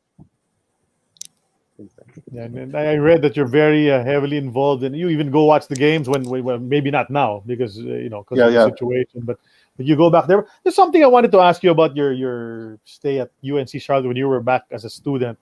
You were not just an athlete, but you were an academic awardee as well, Donnie, and you were able to get the Hugh McHenry Academic Award in your sophomore year and the Grubbs State Award in your senior year, and those are academic awards, right?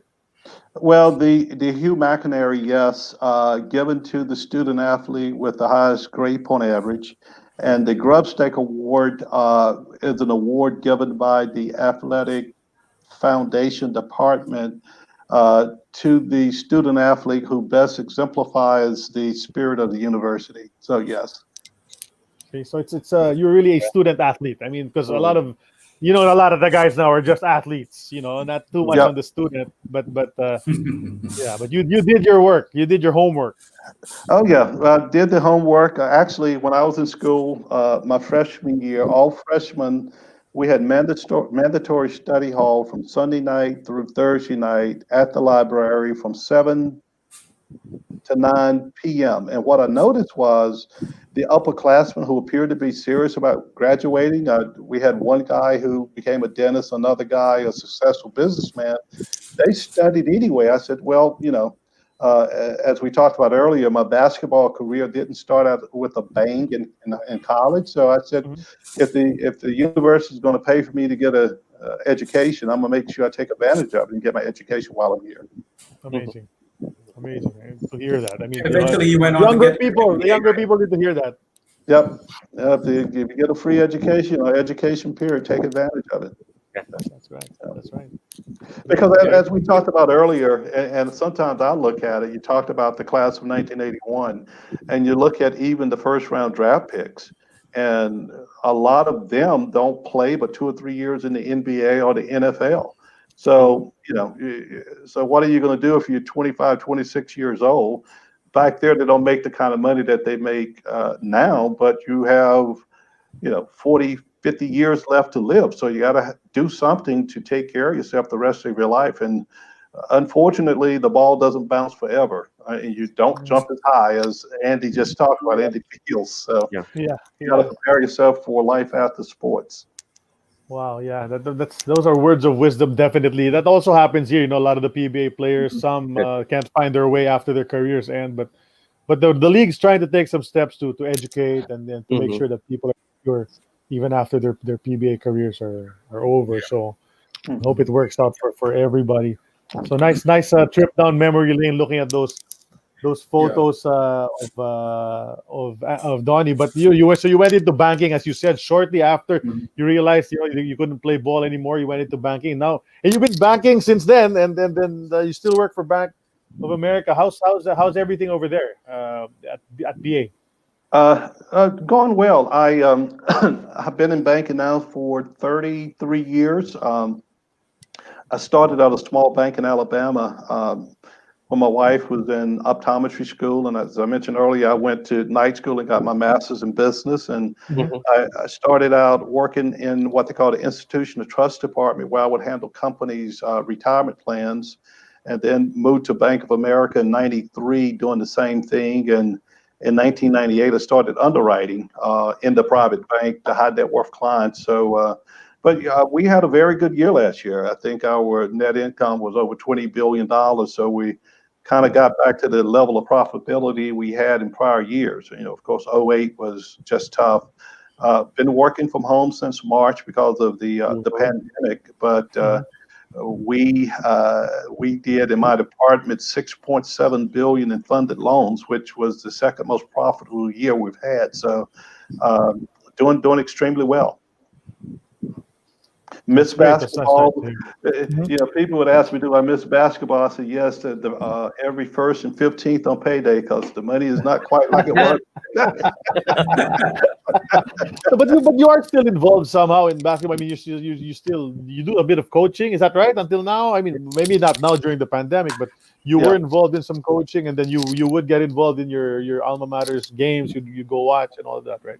Yeah, well, I financially I support the university on the athletic side and academic side. Know the coaches very well, and I coach in the recreational leagues here in Charlotte when my son was playing, when my daughter was playing. So, sports is in the blood. So enjoy doing it, and you enjoy seeing. The thing is, just like you talked about, did I see Sonny as a coach? I always wanted to coach because I kind of feel that I'm more or less a teacher, and you learn certain skill sets. And to be honest with you, a lot of times when I see NBA players playing and I'm seeing a lack of fundamentals, it's like, okay, that wouldn't happen back when we played, because you had to have the fundamentals, unless you were just so extremely talented in some other way, like so fast, or you could jump out of the gym. But yeah, you had to learn the fundamentals in order to play. Was there any specific? Go on, Sid. Yeah. Speaking of the NBA, Donnie, how much of a fan are you of the Hornets? Your hometown Hornets. I enjoy not as much as my sons. I think my son is the number one fan. It's tough for me to watch professional basketball, because to me they don't really start playing hard until the last 5 minutes of the game, and I'm like, I want to see you playing hard the whole game. Now they are playing hard, don't get me wrong. This year the team is much more exciting. LaMelo Ball has added a dimension that we hadn't had before, and Gordon Hayward. So I think they're going to surprise some people, and so it's much more enjoyable to see them play. They have more talent. Kemba Walker was a very talented player, but he was pretty much all we had at the time. Now we have more talent, more balanced attack, so it's better to watch them. And of course, you go back a couple of years, Golden State, and see what they've done, and then you have LeBron James, and I mean there are some teams. I mean, just fun to watch. And I will spend a couple of hours on a Sunday when the football season ends to watch some of the more competitive games. So basketball is still a part of your life. Jay, you wanted to ask something? No, I just wanted to go back. Since you mentioned place, when you were with Toyota or San Miguel or even Alaska, were there specific plays designed for you, specifically for you to handle the offense or defense or whatever? I always tell, not necessarily. Okay. Doing timeouts, because we had players who spoke different dialects of Tagalog, and Ed Ocampo would talk to a couple of players in one dialect and a couple of players in another dialect, and they'll turn to me and say, Donnie, this is what I want you to do. but like I said, we moved the basketball. We kept the floor spread. Yes. I could just see Francis throwing the ball to me on the wing, and he cutting through. If he's open, you give him the ball. Right. If Andy steps up wide open, I know if I got him, called mid post, Andy's going to turn. He's going to face. He's going to either take a shot or put it on the floor. And so to keep the floor spread. We had a lot of guys who could play well one-on-one, and so it wasn't. And even when Mon got it, Mon probably kept the ball in his hand more than anybody else, but you just stayed away. And you knew that if he took the shot, to be there to try to get a rebound. So. Now, it was different. And even with San Miguel, we ran plays. And I knew that when as opposed to when I was with Toyota, I knew that with San Miguel, I had to be more aggressive and looking for my shot. just because we didn't have the same level of talent. That's right. That's right. Great, man. Great chat for the past hour and 45 already. We've taken a lot of your time, Donnie. But before we end, just a few things that we do on this show before we end. First of all, I have this segment. It's called X's or O's. I'm just gonna throw out some choices for you, and top of your head, just make a choice from all these choices I'm going to give to you. Don't have to explain why. So let's okay. Whatever comes out first, that's your answer. Let's go. Let's start it. First one is Norman Black or Andy Fields. I got to go with Andy. That Andy's my boy. Well, okay, I can't explain, but Andy. You can if you want. You can if you want. Norman's a close second. Both warriors. Both warriors. Yep. Okay. Second one, Ramon or Sonny. See there, you trying to start something. I'm just asking questions here. Both. Both. Okay. Okay. That's allowed. That's allowed. How about this? Frankie Lim or Marte Saldana? Marty, I'm telling you. Okay. All right. Manny Paner or Abby King? Had to go with Abby because Manny was on the backside of his career, but both warriors. Both warriors. Got it. How about this? Limeng Beng or Francis Arnaiz? Francis. You're going Toyota. I can see the Toyota inclination, of course. No, Francis played the up-tempo game. Yeah. And Lemon B, like I said earlier, he wasn't very fast, but he could get a shot off. And he was very accurate. He was an accurate shooter.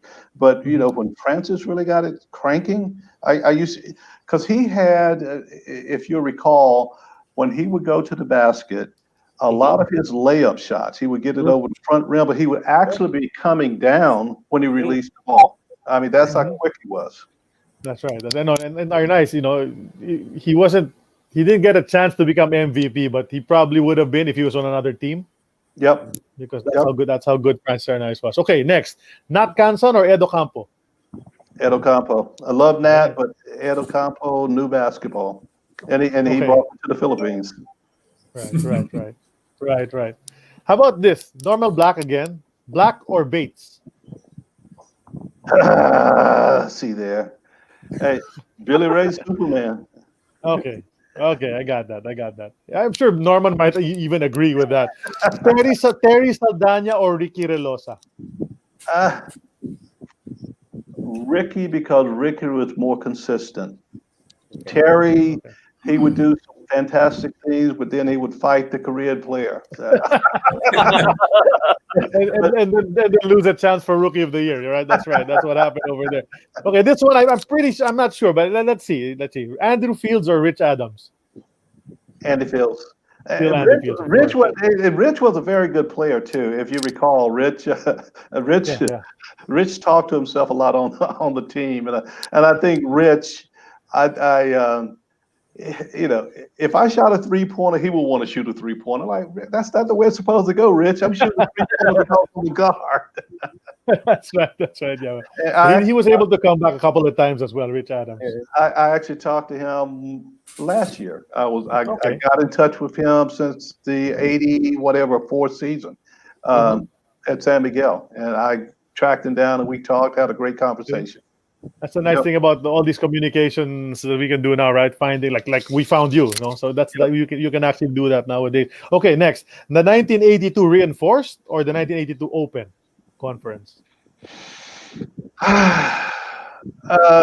You know what? It's a push if you're playing cards. I mean, they were both, and like I said, when you got into the playoffs and you started playing every other day, that's basketball utopia. I mean, you just got out there and you played. You didn't have a care in the world. Yeah. And it was success both ways, so it's very hard to choose. Okay, next. How about this one? David Thompson or Michael Jordan?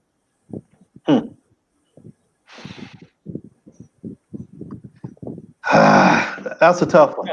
Yeah, of course. You're a Carolina boy, so you know. Well, when Michael was inducted to the Hall of Fame, who his presenter was, don't you? David Thompson. And growing up, everybody wanted to. Actually, I bumped into David about 2 or 3 years ago at the Y, and it was right after he had knee surgery, and I just kind of went up to him and just chit chatting and asking what happened to his knee. He said, Donnie, after I introduced myself, he said, and he was in his probably early 60s. He said, I was at a basketball camp demonstrating how to dunk, and I hurt my knee. I said, David, I stopped dunking years ago. But you know what? That's if I were to be honest with myself, I would probably say Michael, because Michael not only won the NBA Offensive Player of the Year, but Defensive Player of the Year. At 6'5", to do the things that he did and to be as quick as he was, it's unbelievable. And a lot of times I would tell people, if you want to, of course he could jump, and his jump shot was okay, but I said I had a difficult time beating my man one-on-one if you're within, let's say, the top of the key to the basket. And I said, you watch Michael, and of course he's playing, guys guarding him maybe 6'6", 6'7", not as agile, but for him to be able to elude a player like that to get to the basket, it's unbelievable, the athletic ability he has. Because of that, I would say difficult. Okay, next one. If you're within, let's say, Michael Jordan or LeBron James.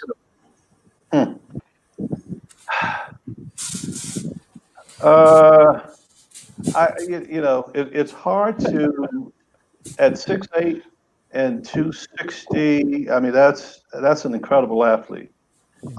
If I had to give the ball to somebody to win a game, it would be Michael Jordan. But if I had to start a team, LeBron, with all the things that he could do, from assist man to scoring to rebounding to defending. Right. Okay. That's a fair assessment. Yeah, that's right. Exactly. That's a great way to put it. Okay, Bobcats or Hornets? The Hornets. Hornets. Okay, and then actually, there's a question here from one of the fans. I don't know if you'll even remember the names, but I just want to ask it just for the heck of it. Carmi Martin or Vivian Velez? Do you even remember them? Well, you know what? I thought this was going to be one of the pictures that you showed, and I think it was Carmi Martin, Norman Black, and me, Ramon Fernandez. I got a picture somewhere, and it was called, I think, Playoff Show-Offs. So I have to say Carmi. Carmi, you're right. And then the last, actually, I just asked this question because I normally ask between two local actresses, but because you're not familiar with the actresses here, the question is, I asked this for Alton Lister too: Robert De Niro or Al Pacino? Al Pacino. Al Pacino. All right, that's 1-1 because De Niro. Alton Lister said De Niro. Okay, that's my X's or O's. Sid, how about you? Yeah. Okay, my turn. Yeah, Donnie, I just want to ask you, who were your top 5 PBA players? I mean, in terms of talent, or who are the top 5 who impressed you the most? You have to start with Ramon and Jaworski. I have to go Bogdan Donato. I have to include Artur Cole. He was just a great scorer, shooter. And who else would I put in there? You know what? And Philip Cesar, they called him the plastic man or the rubber man. He's kind of up there a little bit. But, those are the top 4 or 5 that comes to mind. Those guys. Yeah, all MVPs. Yep. Okay. All former MVPs. Yeah, well, that's not a bad 5 at all. Those are 5 of the best ever in the Philippines, those guys. So that's pretty good. Okay, Jay, anything? Yeah. Noel usually asks this question to our guests, so let me do the asking for you now. How would you like to be remembered as a basketball player? You know what? I, as someone who played the game the right way, who gave all that they had, who was a team player, I mean, that's pretty much it. He gave an honest effort when he was out there on the court, and I was a team player. That's pretty much it. And all of the other individual here again, the individual awards don't really mean a lot if you don't win. So you got to win. And it's not about me scoring the most points, but it's what can I do to help my team win? Sometimes it's scoring, sometimes it's defense, sometimes it's when a player is down because they missed a shot or we lost a game. Just hey, don't worry about it. Hang in there. We're going to get the next one. So that's sportsmanship. That's what sports is about, as far as I'm concerned. Perfect way to encapsulate Donnie Ray's career, actually. Yeah. That's great. That's a great self-assessment of what went on. Donnie, you had more than a decade of basketball as a career, which as you said gave you some good money on the 15th and 30th of the month and all of that. Are there any persons in particular you'd like to thank or you'd like to acknowledge? Because I'm sure it's not just the Pinoys who's going to watch this show. This is going to be watched from even by your friends and everything over there in the States. So anyone you'd like to acknowledge or thank right now, you can do that right now. Well, I mean, first of all, you guys for giving me this opportunity, but it's like when I came over in 2012 or 13 and I met with some of the former commissioners and got with Tommy Minotok and talked with him just a little bit. It's, an opportunity to come to display my skills in front of a lot of people who appreciated basketball. The commissioners, they would ask me certain things, what do you do this, do you that? But when I was in the Philippines, I didn't try to present myself as a star, quote unquote. I just wanted to belong. I wanted to learn about the culture. And I was, I met a lot of friendly people. In my opinion, the most friendly race of people I've ever been around. And I just enjoyed my time there. And so from, the managers on the team, the ball boys, all of those people, and I can't recall all the names, but they just made you feel so welcome to be there. I talked about the drivers, Mr. Legaspi and Romeo and those guys. I missed them dearly because, they were my family when I was there, whether it was with Toyota or Alaska or with San Miguel. And then, the guys we played against, the American players who were there, sometimes I Google them and look them up. Danny Salisbury, Rich Adams, Curtis Berry, those guys, just to try to keep in touch. And we kind of reminisce on the days in the field. Like I told you, I had Googled Andy Fields a couple last year, 2 years ago. I knew he was coaching basketball in New Jersey. It's a big fraternity. When I was there, Sonny and I, we were talking, and we talked about his experience as a senator and the progress in the Philippines. So, just great to be back with those kinds of players. Ed Ocampo, thank him, Nono Ibaseta, Stephen Utenso, because they gave me the opportunity to play basketball in Manila. Mm-hmm. All right. Well, that's great. You're very, very well loved and remembered by the Filipino fans, Donnie, as you know already now, and lots of guys tuned in today. And then this video, of course, will be watched again and again. Especially that part when we reunited Andy Fields and Donnie Ray Koonce, first time since 1982. So it's been a great trip down memory lane for the past couple of hours with Donnie Ray Koonce. It's not the Last Supper for AEOB, even if it is the Last Supper behind Donnie Ray Koonce there on the wall. We are going to have an episode next week. We will announce on our Facebook page as soon as we can who our next guest is going to be, just as we finalize the plans for that, as you know. So keep watching out on our Facebook page. On behalf of my friends, Sid Ventura, and of course, Jay Mercado, who's pinch hitting for Noel Zarate. Noel Zarate as well, of course, is here in spirit, did pass by for a bit earlier. The rest of our crew here on Eternity of Basketball, we'd like to thank, from the bottom of our hearts, Donnie Ray Koonce for finally coming on the show and sharing your stories with us, Donnie. It's been really fun, and we're glad that you're able to impart some of your wisdom as well through the years. You're a very successful guy right now after basketball, and we laud you for that, and we hope that continues for you, all your good fortune.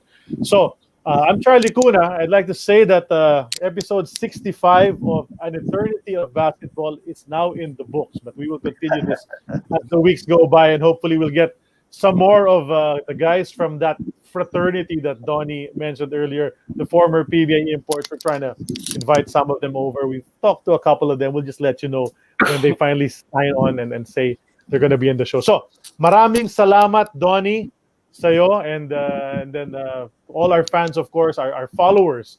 We love you all, and thank you for following us. Episode 65 is in the books. Thank you for watching. We'll see you soon. Bye, Donnie. Thank you so much.